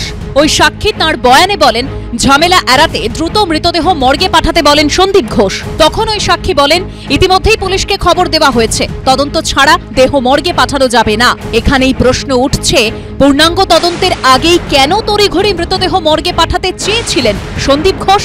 কি লুকোতে? কোন মোটিভে, কোন উদ্দেশ্যে তিনি এরকম তাড়াহুড়ো করেছিলেন? কিন্তু এটা সন্দীপ ঘোষ নন, পুরো সন্দীপ বাহিনী, যারা তাড়াহুড়ো করে কি করে বডিটাকে নিয়ে পোস্টমর্টম করিয়ে তাড়াহুড়ো করে ধামাচাপা দেওয়ার চেষ্টা। ব্যাপারগুলো চার্জশিটে এখনো পর্যন্ত আসেনি, তদন্ত হয়ে উঠে আসুক যে সন্দীপ ঘোষ আবার কার থেকে পেয়েছিল ইনস্ট্রাকশন। আমরা মনে করি এই ঘটনাটার শিকড় অনেক দূর। আমাদের এখানকার এমএলএ, লোকাল কমিশনার, তাদের সঙ্গে সন্দীপ ঘোষ বসে 1.5 ঘন্টা মিটিং করেছে। অবশ্য আমাদের সঙ্গে এসে একবারও কথা বলার প্রয়োজন মনে করেনি এবং আমার মেয়ের মৃতদেহ আমাদের কাছে হ্যান্ডওভার করেনি। হাসপাতালে একজন চিকিৎসকের ধর্ষণ খুনের পর ময়নাতদন্ত কিভাবে হয়েছিল তাও রায়ের কপিতে উল্লেখ করেছেন শিয়ালদা আদালতের বিচারক। তিনি লিখেছেন, তিনি ময়নাতদন্তের ভিডিও ফুটেজ দেখেছেন। সেখানে দেখা গেছে অন্য মহিলাদের মৃতদেহ মেঝেতে শোয়ানো ছিল। যে ট্রেতে ময়নাতদন্ত হয় তা জীবাণুমুক্ত করা হয়নি। দেখা গেছে নমুনা সংগ্রহের আগে ডোম, গ্লাভস বা অ্যাপ্রন পাল্টাননি। ভিডিওতে এটা পরিষ্কার যে ময়নাতদন্তে ব্যবহৃত ছুরি, কাঁচি জীবাণুমুক্ত করা হয়নি। এটাই দেখিয়ে দিচ্ছে আদর্শ পরিকাঠামো না থাকায় ময়নাতদন্তের যথাযথ প্রোটোকলই মানা হয়নি। ভিডিওতে দেখা যাচ্ছে ময়নাতদন্তের ঘরে নমুনা দূষিত হওয়ার সব রকম সম্ভাবনা রয়েছে। ডিএনএ টেস্টের রিপোর্টের ওপরে ওর সাজা হলো, তাহলে ডিএনএ টেস্টের ওই রিপোর্টের ওপরেই আমি বলছি আবার ইনভেস্টিগেশন হোক, আবার ডিউটিরত নার্স এবং ওই সময় ওই প্রেমিসেসের যারা ছিল সবার ডিএনএ টেস্ট হোক, তাদের মেলানো হোক। কেন ওর ওপরেই ভিত্তি করে একজনের লাইফ সাজা হয়ে গেল? 4 জন পুরুষ এবং 1 জন মহিলা, 4 জন তোমার সঙ্গে খেয়েছে ভিকটিমের সঙ্গে, তাদের স্যাম্পল নিয়েছো? এখানেই প্রশ্ন উঠছে, যাতে নমুনা দূষিত হয়ে যায়, যথাযথ তথ্য প্রমাণ না মেলে, সুবিচার না পাওয়া যায়, সেজন্য কি ইচ্ছাকৃতভাবেই এরকম একটা পরিবেশে ময়নাতদন্ত হয়েছিল? এক্সট্রা যে আমরা যে কন্টামিনেটেড ডিএনএর কথা আসছে, যে এক্সট্রা ডিএনএর প্রেজেন্সের কথা আসছে, এই ডিএনএ যে মানে একুজডের সাথে, সঞ্জয় রায়ের সাথে যারা যুক্ত ছিল বলে আমরা বলছি, সিএসএফএল এর রিপোর্টে এক্সট্রা মাল্টিপল ডিএনএর প্রেজেন্স বলছে। এই ডিএনএ ওই এরিয়ার কন্টামিনেটেড ডিএনএর প্রশ্ন, না এই ডিএনএ সত্যিকারেই রেপ এবং মার্ডারের মতো ঘটনাতে যারা যুক্ত ছিল তাদের ডিএনএ? তাহলে তদন্তকারী সংস্থাকে এটা তদন্ত করে পরিষ্কার করে বলতে হবে যে এই ডিএনএ কাদের ডিএনএ। তথ্য প্রমাণ লোপাটের অভিযোগ নিয়ে কি সিবিআই সাপ্লিমেন্টারি চার্জশিট দেবে? দিলে কবে? সন্দীপ সরকারের রিপোর্ট, এবিপি আনন্দ, কলকাতা। দেখুন, এই প্রশ্নগুলোর খুব সহজে উত্তর পাওয়া যেত যদি তাড়াহুড়ো করে অন্ত্যেষ্টি না করিয়ে অভয়ার মরদেহ দ্বিতীয়বারের জন্য ময়নাতদন্ত অবধি নিয়ে যাওয়া যেত। আমি এখানে ডক্টর তাপস প্রামাণিকের কাছে আসবো। আপনারা প্রত্যেকে জানেন যে ওই রাতে অভয়ার সঙ্গে যিনি ডিউটি করেছেন ওই আরজি করে। আমি বলছি, এখন একটা শোনা যাচ্ছে ডক্টর প্রামাণিক যে বিভিন্ন সাক্ষ্য প্রমাণ এখনও নাকি কিছু তার ছড়িয়ে আছে। আমি জানি না সত্যি মিথ্যে নাকি গুজব, জল্পনা, যে কোনো কিছু হতে পারে। যে এমার্জেন্সি বিল্ডিংয়ের 8তলা অর্থোপেডিক্সে একটা মাইনর ওটি আছে, সেটা নাকি এখনও সিল করা আছে, খোলা হলে সেখানে কিছু পাওয়া যেতে পারে। আমার পরিষ্কার প্রশ্ন আপনার কাছে যে 5.5 মাস পর এখনও কি প্রমাণ সংগ্রহ করার কোনো উপায় আছে নাকি পুরোটাই? দেখুন, এই তদন্তটা নিয়ে যেটা প্রশ্ন উঠেছে, rarest of the rare crime কিনা সেটা আমি জানি না, কিন্তু rarest of the rare investigation by CBI, এটা নিয়ে কোনো সন্দেহ নেই। কারণ 9th আগস্টে যে ঘটনাটা ঘটেছিল, তারপরে যেগুলো দেখা গেল সিসিটিভিতে 66টা মুভমেন্ট আইডেন্টিফাই করতে পারেনি। চার্জশিটের যে অর্ডার কপি, সেখানে দেখা যাচ্ছে কোনো নার্সিং স্টাফের সাক্ষী নেওয়া হয়নি, জিডিএ নেওয়া হয়নি। কেন নেয়নি? ওই 66টা মুভমেন্ট কি আইডেন্টিফাই করা যেত না? এবং আমি ক্যামেরা রিপোর্ট, যে রিপোর্টটা জমা দিয়েছে 2:35 থেকে 5:51, আমি সবটাই পুরো পড়েছি। পড়ে দেখলাম যে কয়েকজনের আপার গার্মেন্টস নেই। এই কারা এরা? আপার গার্মেন্টস নেই, ওই যে যেখানকার সিসিটিভি ফুটেজ, ওই জায়গায় কোনো পেশেন্ট পার্টি হতে পারে না। তার কারণ হচ্ছে ভেতরের দিকে ওয়ার্ডে ওদের যদি বলা হয় টয়লেট বা বাথরুমে গেছে, তার জন্য হয়তো জামা খুলে গেছে, ভেতরে ওদের টয়লেট বাথরুম, বা পেশেন্ট পার্টিও আপার গার্মেন্টস সারা 2:30 থেকে 5:50 ভিতরে যাওয়া আসা করতে পারে না। এইরকম আপার গার্মেন্টসওয়ালা লোকজনগুলো কারা, এদেরকে সিবিআই আইডেন্টিফাই করার ট্রাই করেন। এইবার আসছি হচ্ছে 8 তলার ঘটনায়। এই 9 অগাস্টের পরে কয়েকদিন বাদে যেটা হয়, কয়েকজন স্টাফ মানে এনএসওটি, যেখানে অর্থোপেডিক্স বা অন্যান্য ওটি আছে, সেই ওটির ভেতরে একটা আর্থোস্কোপিক মেশিন আছে, যেটা স্পোর্টস রিলেটেড ইঞ্জুরির হলে সে ওটি হয়, যেমন ACL টিয়ার হলে ওটিগুলো হয়। সেই ওটিতে বেশ কিছু আনইউজুয়াল জিনিস দেখা যায়, ইউজড গ্লাভস, কিছু সিরিঞ্জ, ব্লেড, এবং দেখা যাচ্ছে যে সেখানে অনেকেই দাবি তুলেছে যে ভেতরে রক্ত ছিল। আমি রক্ত নয়, বিভিন্ন দেওয়ালে, যেটা হচ্ছে একজন মেডিকেল পার্সন হিসাবে ওটাকে আমি রক্ত বলতে পারবো না, আননোন স্টেন বিভিন্ন দেওয়ালে ছড়িয়ে ছিটিয়ে রয়েছে। তার ভিডিও একটা ভাইরাল হয়েছিল এবং ভিডিওটা আমি দেখেও ছিলাম। তো মুশকিলটা হচ্ছে যে তখনই তারা কিন্তু অ্যাডমিনিস্ট্রেশনকে জানায়, এবং অ্যাডমিনিস্ট্রেশনে তো তখন প্রিন্সিপাল MSVP যাই পরে চেঞ্জ হয়, তো তারা অথরিটিকে কিন্তু অ্যাডমিনিস্ট্রেশনের পক্ষ থেকে সিবিআইকে জানানো হয় যে এটা CFSL করা হোক। তখন সিবিআই যেটা তাদেরকে জানিয়েছিল যে আপনারা ওটা লক করে দিন, এবং লক করেছিল সেখানে হচ্ছে একজন অ্যাডমিনিস্ট্রেটিভ অফিসার, একজন এই প্রাইভেট সিকিউরিটি এবং CISF। এবং CISF যেহেতু তারা এই সমস্ত কাজেও অন্তত আইডিয়া আছে, তাদের সাথেও আমি কথা বলেছি, তারাও বলেছিল যেটা CFSL হওয়া উচিত। এবং এই ঘটনার পরে সিবিআই কোনোদিন ওই ঘরটায় যায়নি। কিছুদিন আগে এই জাস্ট যে রিপোর্টটা যখন লিক হলো যে ক্রাইম সিনটা ওইটা নয়, ওই রিপোর্টটা হওয়ার ঠিক 1-2 দিন আগে হঠাৎ করে, তার আগের থেকেই হচ্ছে যিনি অর্থোপেডিক্সের হেড আছেন, তিনি বারবার MSVP প্রিন্সিপাল স্যারকে জানাচ্ছেন যে দেখুন আমাদের এখানে এই আর্থোস্কোপিক মেশিন না থাকার জন্য আমরা ওটি করতে পারছি না। যদি আমরা অ্যাভারেজ সপ্তাহে 3 থেকে 4খানা ওটি হয়, সেটা আজ আগস্ট মাস থেকে বন্ধ আছে, এবং পেশেন্ট পার্টি সাফার করছে, তাদের ওটি হচ্ছে না। এবার সেগুলো বলাও সম্ভব হচ্ছে না যে অফিসিয়াল কোনো অর্ডার নেই। এইভাবে এই দায়টাকে সিবিআইকেই নিতে হবে। তারপরে যেটা দেখা গেল যে কিছুদিন আগে, আমি আপনাকে লেটারটা বলেও দিতে পারি, 17/12/2024 অ্যাডিশনাল SP সীমা পাহুজা ম্যাডামকে একটা চিঠি করা হয় যে এরকম অর্থোপেডিক এই ঘরটাতে একটা আর্থোস্কোপিক মেশিন এবং ETO তাকে আটকে আছে, আপনারা কাইন্ডলি এর কি করবেন দেখুন, বা আপনি পারমিশন দিন। এটা MSVP লিখে একজন অ্যাডমিনিস্ট্রেটর, একজন অ্যাসিস্ট্যান্ট সুপার বা ডেপুটি সুপারকে দিয়ে পাঠিয়েছিলেন। তারা রিসিভ করেনি। তাদের বক্তব্য ছিল যে ওটা তো আমরা লক করিনি, তাহলে আমরা ওটা পারমিশন দেওয়ার কোনো প্রশ্ন ওঠে না। তো সেই মতো পরের দিন যেটা হয়, MSVP স্যার আর কি তখন পারমিশন দেয় আমাদের সিকিউরিটি CISF যে ঘরটা খোলা। ইন দ্য মিন টাইম ওই রিপোর্টটা যখন রিলিজ হয়, তখন একটা হসপিটালের ভিতরে যে প্লেস অফ অকারেন্স যেহেতু চেঞ্জ, তাহলে ওটা হলেও হতে পারে। আর সবথেকে বড় ব্যাপার হচ্ছে যে অর্থোপেডিক্সটা হচ্ছে সন্দীপ ঘোষেরই ডিপার্টমেন্ট, তো সেক্ষেত্রে এই ঘরটার কেন তদন্ত হবে না? দেখুন একদম মানে বিতর্ক হয়েছে দীর্ঘদিন ধরে।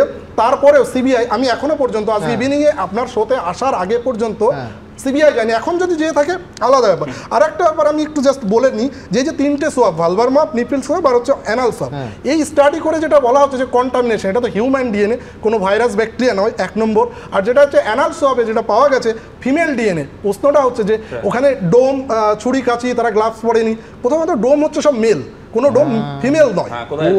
এবার মুশকিলটা হচ্ছে যে এই ফিমেল ডিএনএটা কার? আর যদি বলা এটা কন্টামিনেশন হয়েছে, তাহলে মেলানো হোক, চেক করা হোক যে ওখানে যারা যারা ছিল তারা প্রেজেন্ট। জাস্ট একটা কথা বলছি, ডিএনএ নিয়ে না এত কথা হচ্ছে, তো সমস্যাটা কোথায় জানো তো? প্রশ্নটা এখানে অভয়ার ডিএনএ কি সঞ্জয় রায়ের ডিএনএ নয়, বিজেপি আর তৃণমূল দুটো দলের শরীরেই RSS এর ডিএনএ। সেই কারণে বিজেপি থাকতে জীবনের কোনো সমাধান হবে না।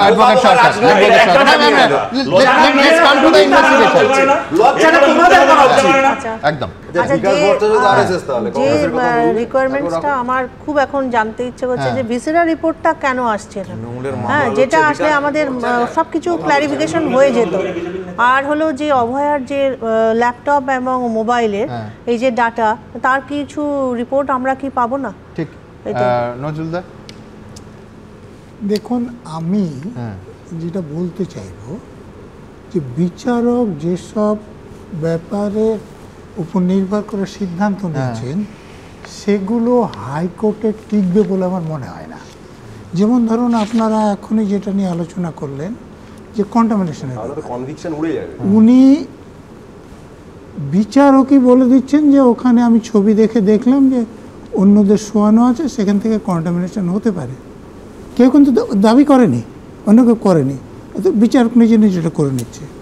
এই যে অ্যানাল সোয়াব এবং ভালভার মপিং, এই ব্যাপারটা অনেকেরই কাছে ভেজাইনাল সোয়াব এবং ভালভার আলাদা, মানে ল্যাবিয়া মেজর ওখানে যে গজ দিয়ে যেটা নেওয়া হয় সেটা মপিং, আর যেটা লিকুইড কালেক্টর হয় ভ্যাজাইনাল মধ্যে থেকে সেটা হচ্ছে ভ্যাজাইনাল সোয়াব এবং অ্যানাল সোয়াবের কথা বলছেন। তো জাজমেন্টে উনি নিপুল সোয়াবের কথা আলোচনা করেছেন এবং সেখানে একজন ফিমেল ডিএনএর কথা বলা হয়েছে।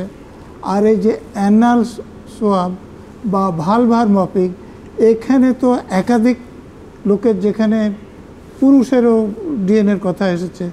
তো এইগুলো তো রিপোর্টে যখন এসেছে তদন্ত করে না বের করতে পারে, কিন্তু বের করার চেষ্টা কেন হবে না, এটা কিন্তু কেউ বলছে না। আমি আসবো নজরুলদা, তার আগে আপনারা কি বলছেন? আপনারা জানেন আমাদের ভেরিফাইড এক্স অ্যাকাউন্ট সঙ্গে সুমন @IAM সুমন দে। প্রচুর মন্তব্য, আমি দ্রুত কয়েকটা মন্তব্য নিয়ে আবার এই আলোচনায় ফিরবো। অভিষেক রায় তিনি লিখছেন, আজ ফাঁসি চেয়ে যে তৎপরতা দেখা যাচ্ছে সেটা তদন্তে দেখা গেলে ভালো হতো। সত্যজিৎ চট্টোপাধ্যায় লিখছেন, তদন্তে ফাঁকফোকর ছিল বলেই সর্বোচ্চ সাজা হয়নি, দায় তদন্তকারীদেরই নিতে হবে। সৌভিক বিশ্বাস লিখছেন, কলকাতা পুলিশ এবং সিবিআই কেউই কাঙ্ক্ষিত রায় এনে দিতে পারেনি। শর্মিষ্ঠা দত্ত লিখছেন, ফাঁসি চাইতে জোরালো প্রমাণ দরকার, দুপক্ষের হাতে সেসব আছে তো। অতীশচন্দ্র ভাওয়াল লিখছেন, তথ্য প্রমাণ লোপাট করে যারা ফাঁসির দাবি করছে তাদের বিরুদ্ধে কঠোর ব্যবস্থা নিক আদালত। আজকে তিলোত্তমার পরিবার, আমি আগেই বলছিলাম যে মূল হচ্ছে ট্রাস্ট ইস্যু। অবিশ্বাস এমন জায়গায় গেছে, তারা বলছেন পুলিশ যেমন তথ্য প্রমাণ লোপাটে যুক্ত, তেমন সিবিআইও তথ্য প্রমাণ লোপাটের সঙ্গে যুক্ত। এই মারাত্মক অভিযোগ করছে অভয়ার পরিবার, বাবা এবং মা। দেখুন, যেমন পুলিশ তথ্য প্রমাণ লোপাটে যুক্ত, তেমন সিবিআইও তথ্য প্রমাণ লোপাটে যুক্ত। প্রথমে পুলিশ, তারপর সিবিআই। আরজিকর মেডিকেলে চিকিৎসককে ধর্ষণ খুনের ঘটনায় এভাবেই তদন্তভার হাত বদল হয়েছে।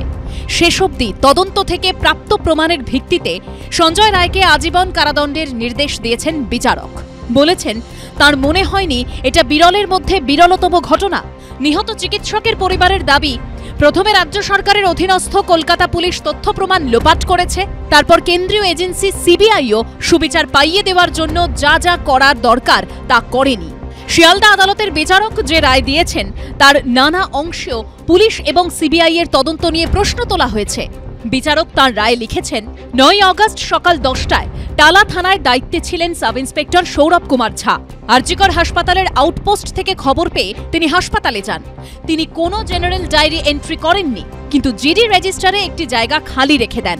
সাক্ষ্য থেকে জানা গেছে ওই খালি জায়গা পূরণ করা হয় রাত 11টায়, তবে সকাল 10:10 সময় দিয়ে।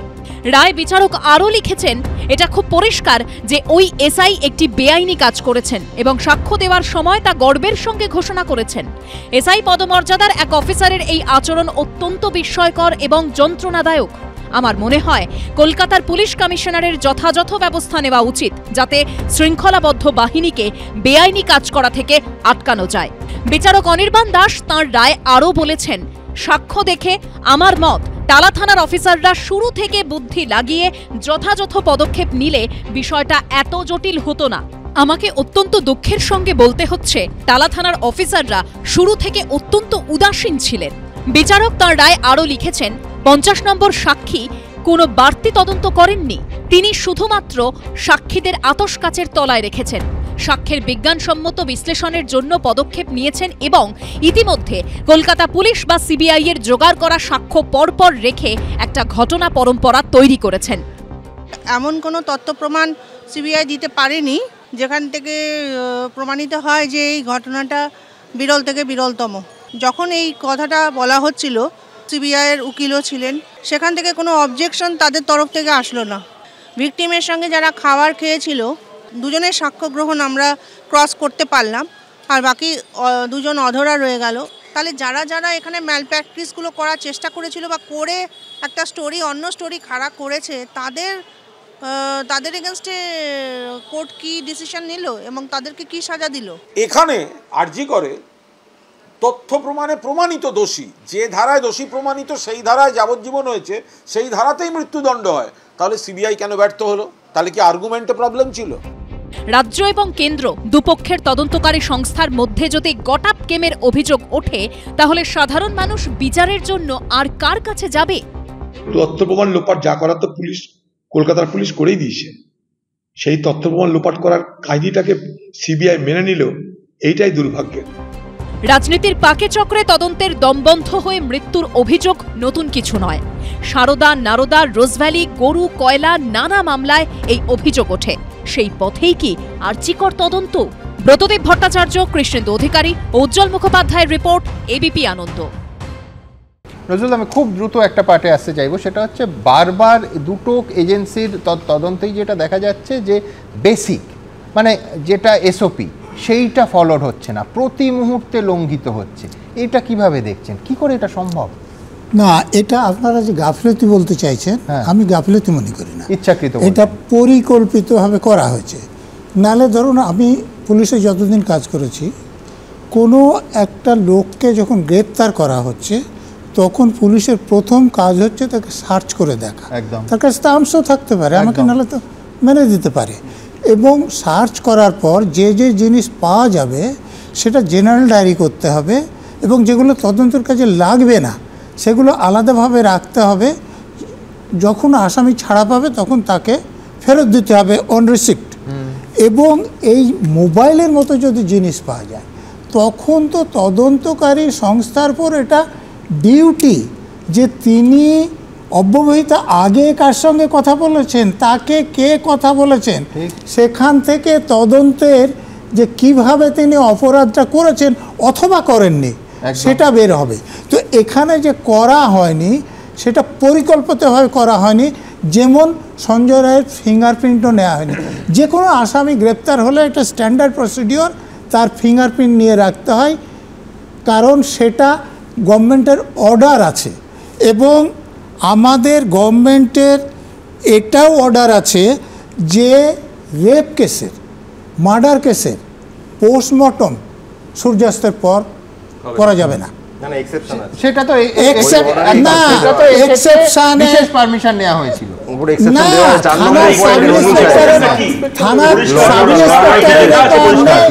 কমিশনার অফ পুলিশের আছে, ডেপুটি কমিশনার পুলিশের আছে, থানা সাব ইন্সপেক্টর কোথায় এক্সেপশনের প্রার্থী আমাকে দেখান, দেখেন আমি মেনে নেব।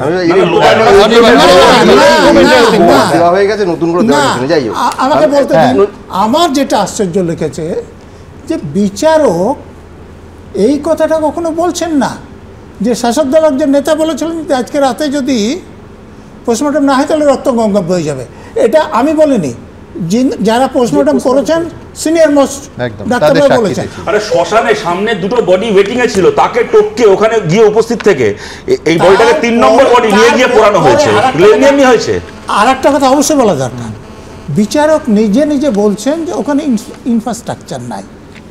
তো ওই যে যন্ত্রপাতিগুলো ব্যবহার করা হবে, যিনি পোস্টমর্টম করবেন তাকে নিজেকে পোশাক পাল্টাতে বা স্যানিটাইজেশন করে নিতে কে মানা করেছিল?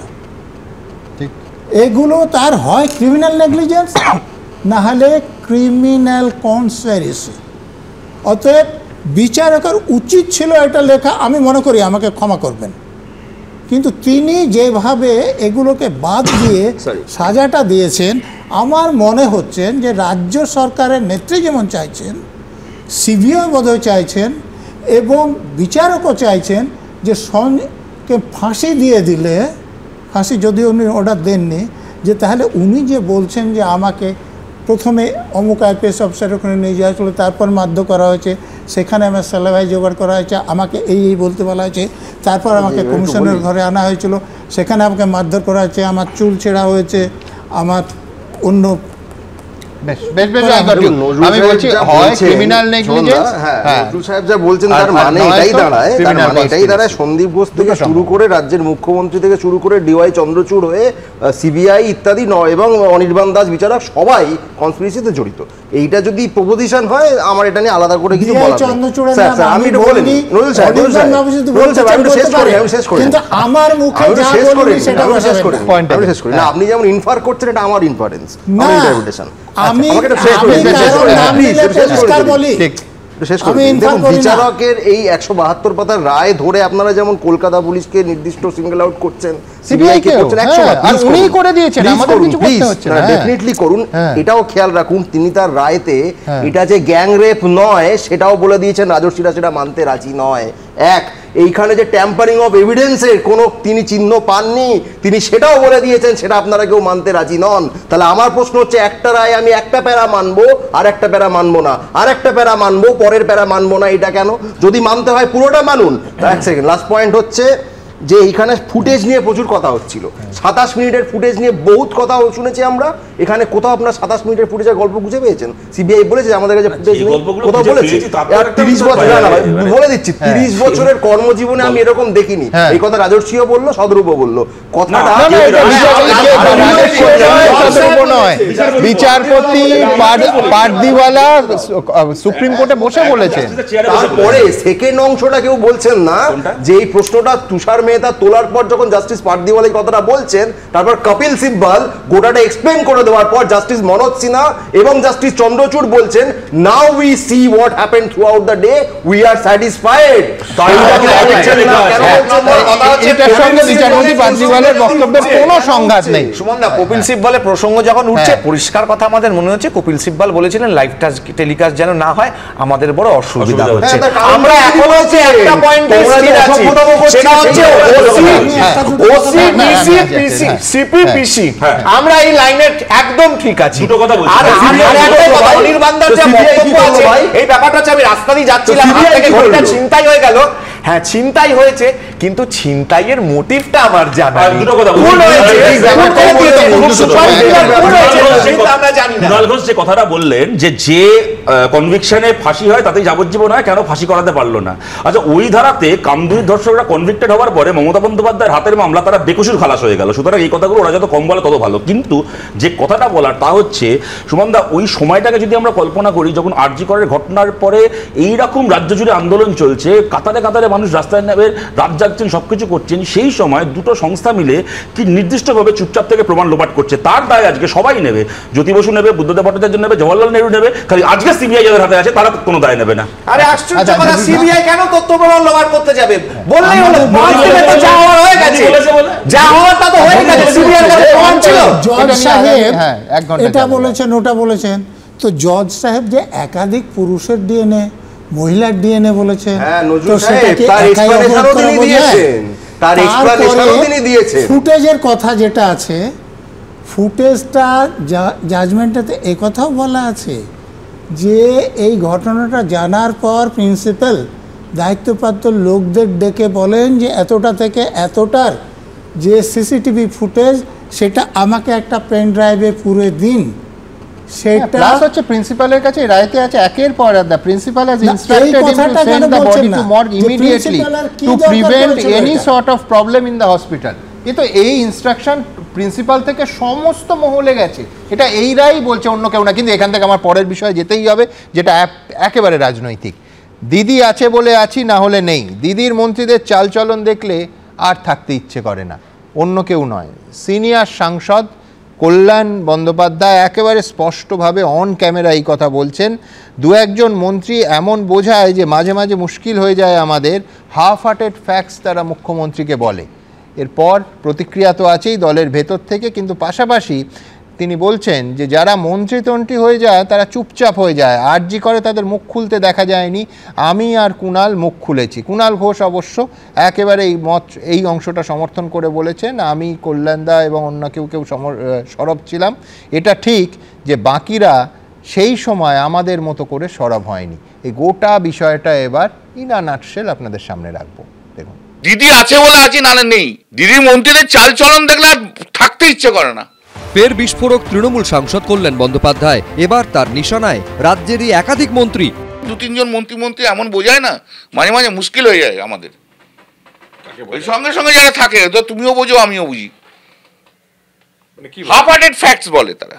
যারা মন্ত্রী হয়ে যায় তারা আবার চুপচাপ হয়ে যায়, যেন আরজি করে তাদের একটাকেও মুখ খুলতে দেখা যায়নি। দিদির মন্ত্রিসভার সবাই কোনটা নেই, দিদির মন্ত্রিসভা সবাই, দিদির মন্ত্রিসভা মন্ত্রীরা ভীষণ ভালো মন্ত্রী। বাপরে বাবা, বিরাট সব মন্ত্রী।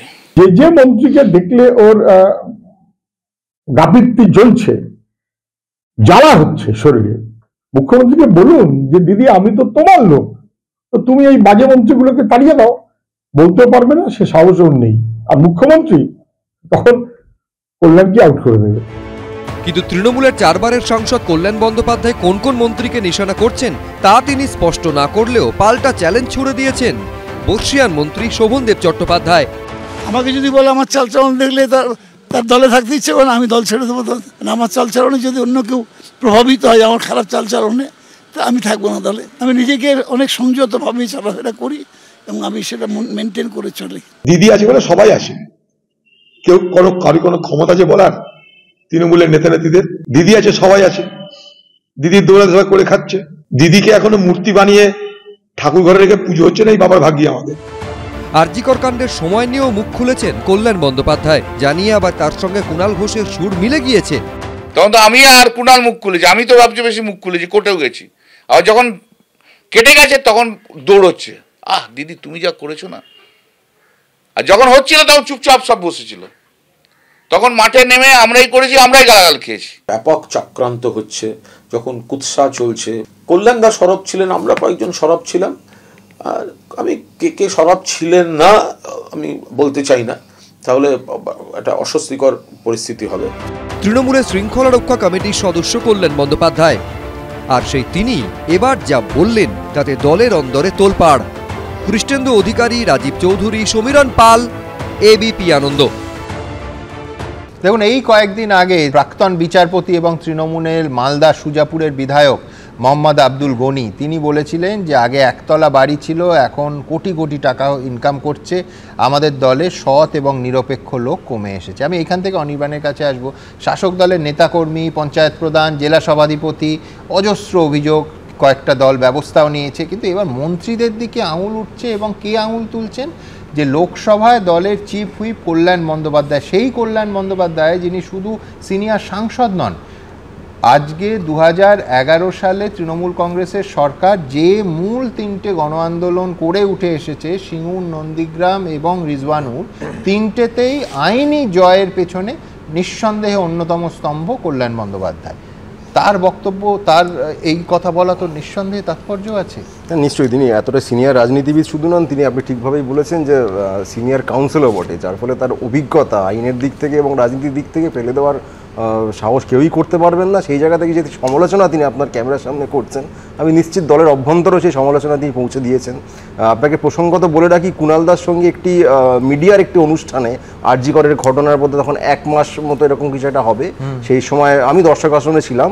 সেইখানে তৃণমূল কংগ্রেসের বহু হেভিওয়েট, সো কল্ড হেভিওয়েট, তারা আরজি করের সময় মুখ বাঁচিয়ে পালাচ্ছেন, পিঠ বাঁচিয়ে পালাচ্ছেন জাতীয় কথা সেই মঞ্চ থেকে এবং দর্শক আসন থেকে যারা তৃণমূলের সভ্য সমর্থক ছিলেন নিশ্চয়ই, তারা কিন্তু তুলেছিলেন। অর্থাৎ এই ক্ষোভ যে দল যখন ক্রাইসিসে, অ্যাপারেন্টলি পলিটিক্যাল ক্রাইসিসে রয়েছে, তখন গুটি কয় নেতা বাদ দিয়ে বাকিরা সেফ খেলছেন, কোটান কোট আমি বলছি, সেফ খেলছেন, এই অভিযোগ কিন্তু খুব নতুন নয়। কল্যাণদা আজকে সেটা অকপটে বললেন, কুণালদা এর আগেও বলেছেন।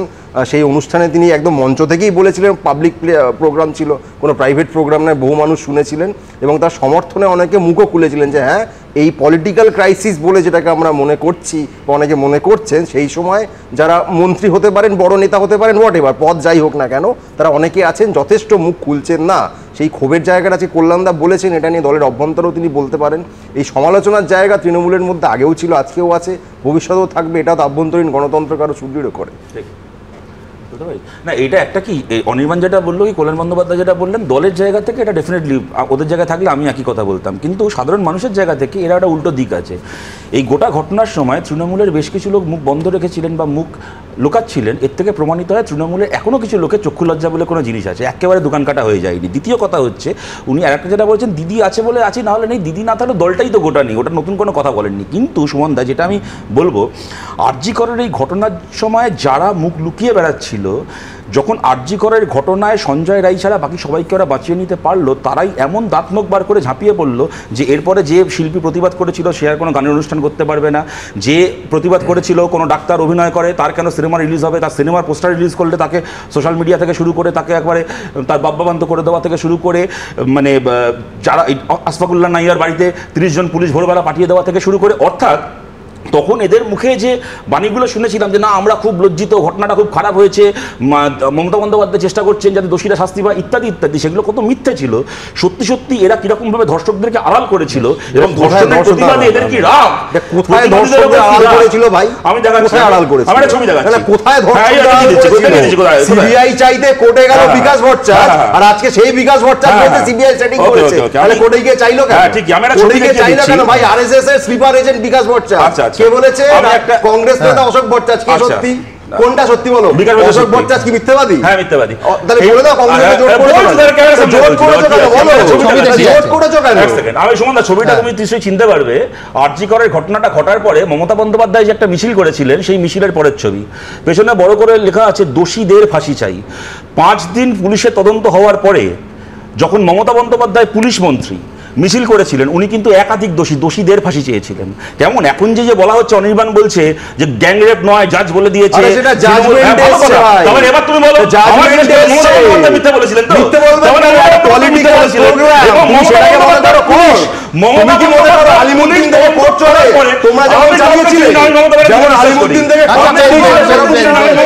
আমি বলছি 1 বছর না বহু বছর আসবো এবং অবশ্যই আসবো, কিন্তু রাজস্বীর কাছে আসবো। তার আগে দ্রুত আমার পরের প্রতিবেদনটা এই বেলা নিয়ে নিই।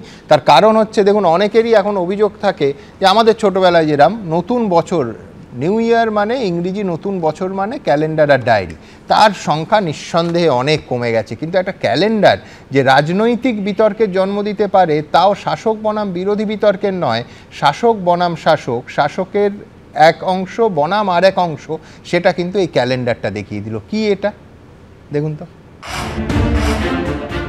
অনেকেই বলেন ক্যালেন্ডার নাকি এখন ব্যাকডেটেড বিষয়। আগে নতুন বছরের শুরুতে ক্যালেন্ডারের জন্য যা হইচই পড়ে যেত, এখন তা আর হয় না। তবে এই ভুল কিন্তু 2025 সালে এসে ভেঙে গেল। ক্যালেন্ডার পেতে না হলেও ক্যালেন্ডারে কার ছবি বড় থাকবে আর কার ছোট, তা নিয়ে কার্যত হুলস্থুল বেঁধে গেল। আর আলোচনার বিষয়বস্তুতে থাকা ছবি দুটি যদি হয় মমতা বন্দ্যোপাধ্যায় আর অভিষেক বন্দ্যোপাধ্যায়ের, তাহলে তা নিয়ে হইচই হবে বই কি।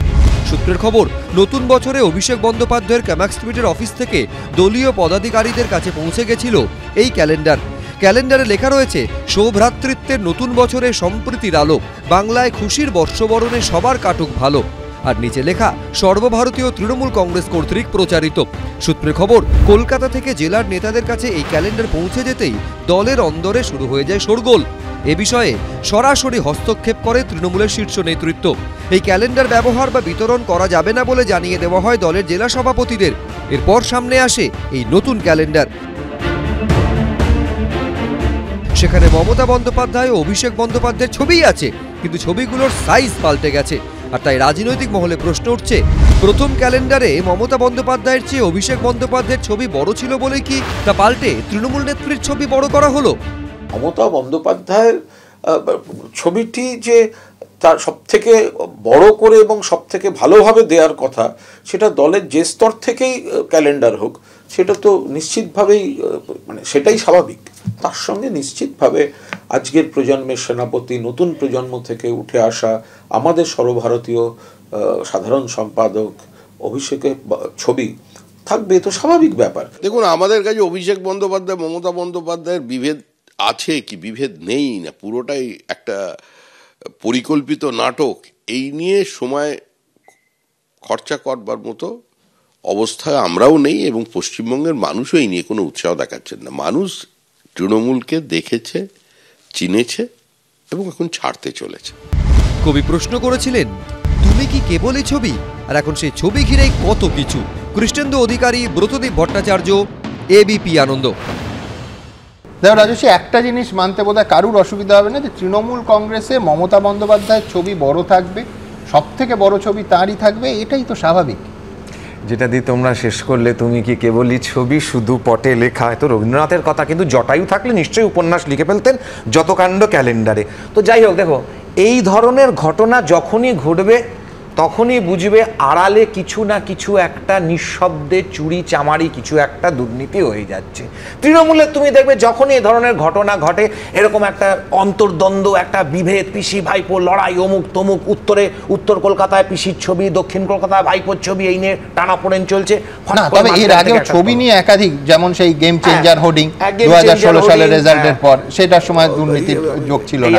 নেতাজি ইন্ডোরে যে ছবি একদম থাকা না থাকা, তো দেখো এগুলো হয়। এবার কল্যাণদা বলেছেন একথা ঠিকই, কল্যাণদা আগের প্রতিবেদন, কল্যাণ বন্দ্যোপাধ্যায় 2013 সালে হাইকোর্টে দাঁড়িয়ে বলেছিলেন খাদ্য দুর্নীতি হচ্ছে। কে ছিল খাদ্যমন্ত্রী? তো কল্যাণবাবু তো এরকম অনেক কথাই বলেছেন। কল্যাণবাবু কথা বলেছেন, সুলতান আহমেদও কথা বলেছেন। সুলতান আহমেদের বক্তব্য তিনি মারা যাওয়ার পর তার বন্ধুরা পরিষ্কার দাঁড়িয়ে বলে দিয়েছে, তাই নিয়েও সবাই জানে। কিন্তু যাই হোক, একটা জিনিস আমার খুব ভালো লাগলো, শতরূপ এটা বললেন যে মমতা বন্দ্যোপাধ্যায়কে উনি বিশ্বাস করেন। হতেই হবে, কারণ at the end of the day ইন্দি জোটের দুজনই শরিক, তো সেখানে যখন দুই শরিক, যখন আমাদের সরকারের রেলমন্ত্রী ছিলেন তো মমতা ব্যানার্জি, জানো না? না না, আচ্ছা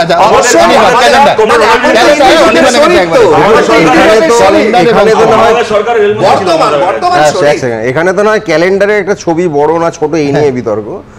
রাজশীদের দলে তো আবার সুকান্ত মজুমদারের ছবিতে জুতো ফুতো মেরে একেবারে কেলেঙ্কারি কাণ্ড।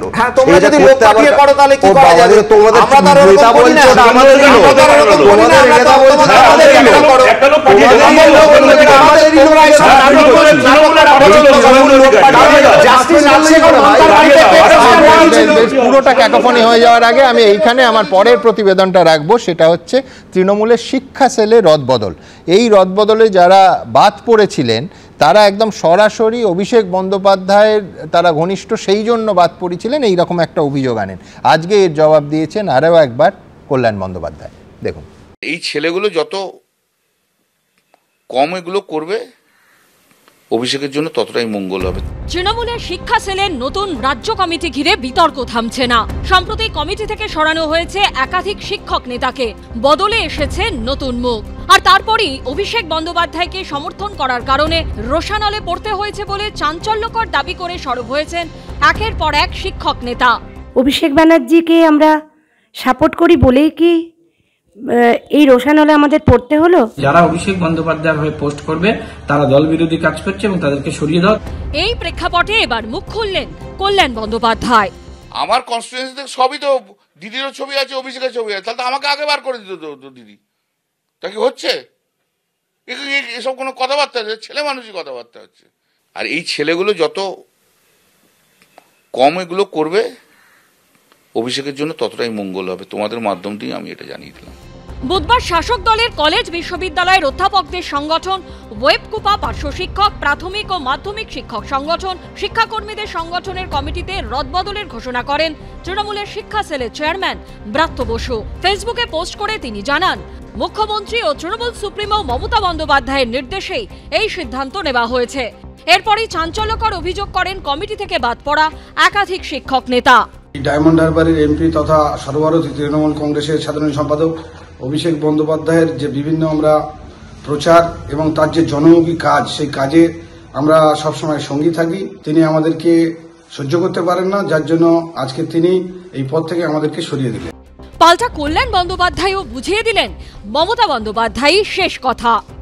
যদি কোনো ডিসিশন নিয়ে থাকে, কালকে যে সংগঠনের কথা বলছো সেটা দিদির অনুমতিক্রমে হয়েছে, সেই ডিসিশন যারা মানব না বলে তাদের অন্য কোনো অ্যালিবাই নাই, সেটা ঠিক নয়। তৃণমূল কংগ্রেসে থাকতে গেলে, তৃণমূল কংগ্রেস করতে গেলে দিদির যে ডিসিশন নেবে সেই ডিসিশন ফাইনাল। সব মিলিয়ে কে কার দিকে, কোন শিবিরের সদস্য, তা নিয়ে তৃণমূলে বিতর্কের শেষ নেই। কৃষ্ণেন্দু অধিকারী ও ব্রতদীপ ভট্টাচার্যের রিপোর্ট, এবিপি আনন্দ। দেখুন, এর পরে যে ছবিটা দেখাবো সেটা আমরা যারা বিহার, ইউপি কিংবা হরিয়ানায় রিপোর্টিং করতে যেতাম, খুব চেনা ছবি ছিল এক সময়, এখন আর দেখা যায় না ততটা। ওটিটি বা হিন্দি ফিল্মে নিঃসন্দেহে আপনারা দেখেছেন যে গোবলয়ের বাহুবলীরা তাদের শক্তি প্রদর্শন কিভাবে করে, যে বিভিন্ন অনুষ্ঠানে তারা শূন্যে গুলি চালায়। একেবারে সেই রকম কোন রাজ্য থেকে ইন্সপায়ার্ড হয়েছেন আমাদের এই রাজ্যের বাহুবলীরা আমি জানি না, কিন্তু তারা শূন্যে গুলি চালিয়ে একটা ভলিবল টুর্নামেন্টের উদ্বোধন করছেন মালদার মানিকচকে। ভাবুন, দেখুন এই ছবি। চারপাশে ভিড় করে অসংখ্য মানুষ, তার মধ্যেই শূন্যে গুলি চালাচ্ছেন 4 জন। এই ধরনের ছবি এতদিন দেখা যেত গোবলয়ে, এবার বাহুবলীদের শক্তি প্রদর্শন বাংলার বুকে, তাও আবার ভলিবল টুর্নামেন্টের সূচনায় ভাইরাল সেই ভিডিও। পুলিশ সূত্রে খবর, মালদার মানিকচকের নূরপুর হাই স্কুলের মাঠে বৃহস্পতিবার একটি ভলিবল টুর্নামেন্টের আয়োজন করে স্থানীয় টিপটপ ক্লাব। প্রতিযোগিতার উদ্বোধন করা হয় শূন্যে গুলি চালিয়ে। উদ্বোধনে উপস্থিত ছিলেন একাধিক তৃণমূল নেতা, মানিকচকের তৃণমূল বিধায়ক সাবিত্রী মিত্রর জামাই সৌম্যদীপ সরকার, যিনি জেলা তৃণমূলের প্রাক্তন সাধারণ সম্পাদক, মোতাইন খান, মালদা জেলা তৃণমূল কংগ্রেসের সম্পাদক, তৃণমূলের নূরপুরের অঞ্চল সভাপতি ফৈয়াজ খান। যদিও তৃণমূলের নেতাদের দাবি তারা গুলি চালানোর পরে মাঠে গিয়েছিলেন। লিখিত পারমিশন নেওয়া আছে, কিন্তু ওরা গান ফায়ার করবে তার পারমিশন নেওয়াটা উচিত ছিল। আইন বিরোধী একটা কাজ হয়েছে। বলছি, গুলি কি আপনার সামনেই চলেছিল? না, আমি ঠিক পরবর্তীতে ঢুকেছিলাম খেলা। তৃণমূল বিধায়কের আবার আজব সাফাই, আবেগের বশে নাকি গুলি চালানো হয়েছে। এটা আইনসঙ্গত অপরাধ, এটা করার উচিত হয়নি, ওরা আবেগবশত করে ফেলেছে। আমারও যাওয়ার কথা ছিল, কিন্তু খেলার আগে যদি কেউ এটা করে থাকে তাহলে তো ওখানে কারোর দোষারোপ করা যায় না। উদ্বোধনী অনুষ্ঠানে উপস্থিত ছিল পুলিশও, তাই এই প্রশ্ন উঠছে, পুলিশের উপস্থিতিতে গুলি চালানোর ঘটনা ঘটলো কি করে?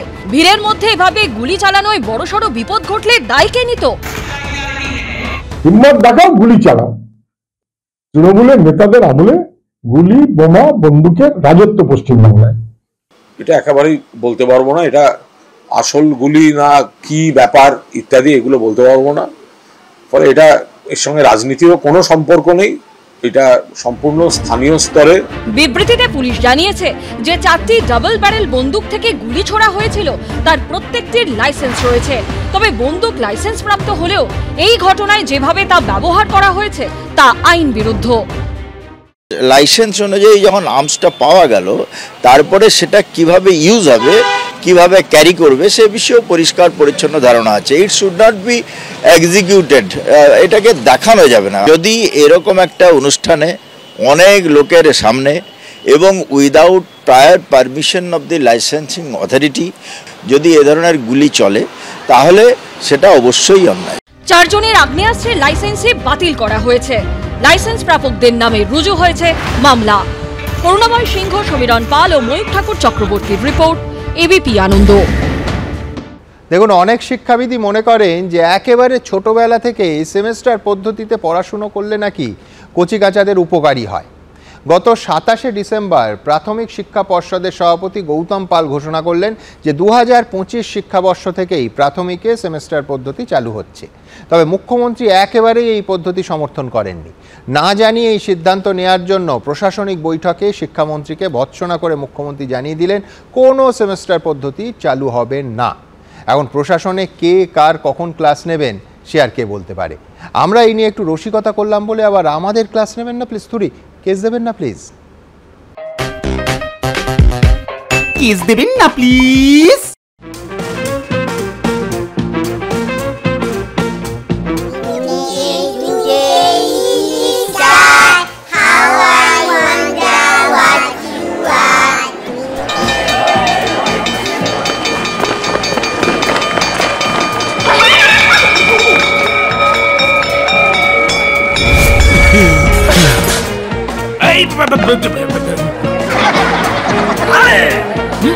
চুপ চুপ,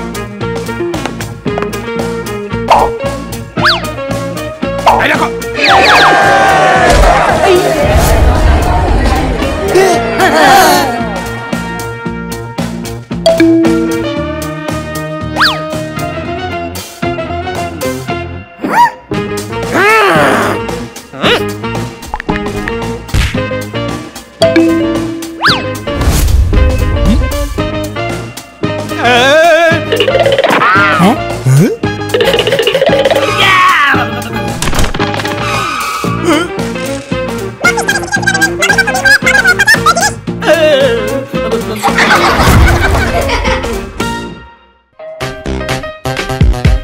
কেস দেবেন না প্লিজ।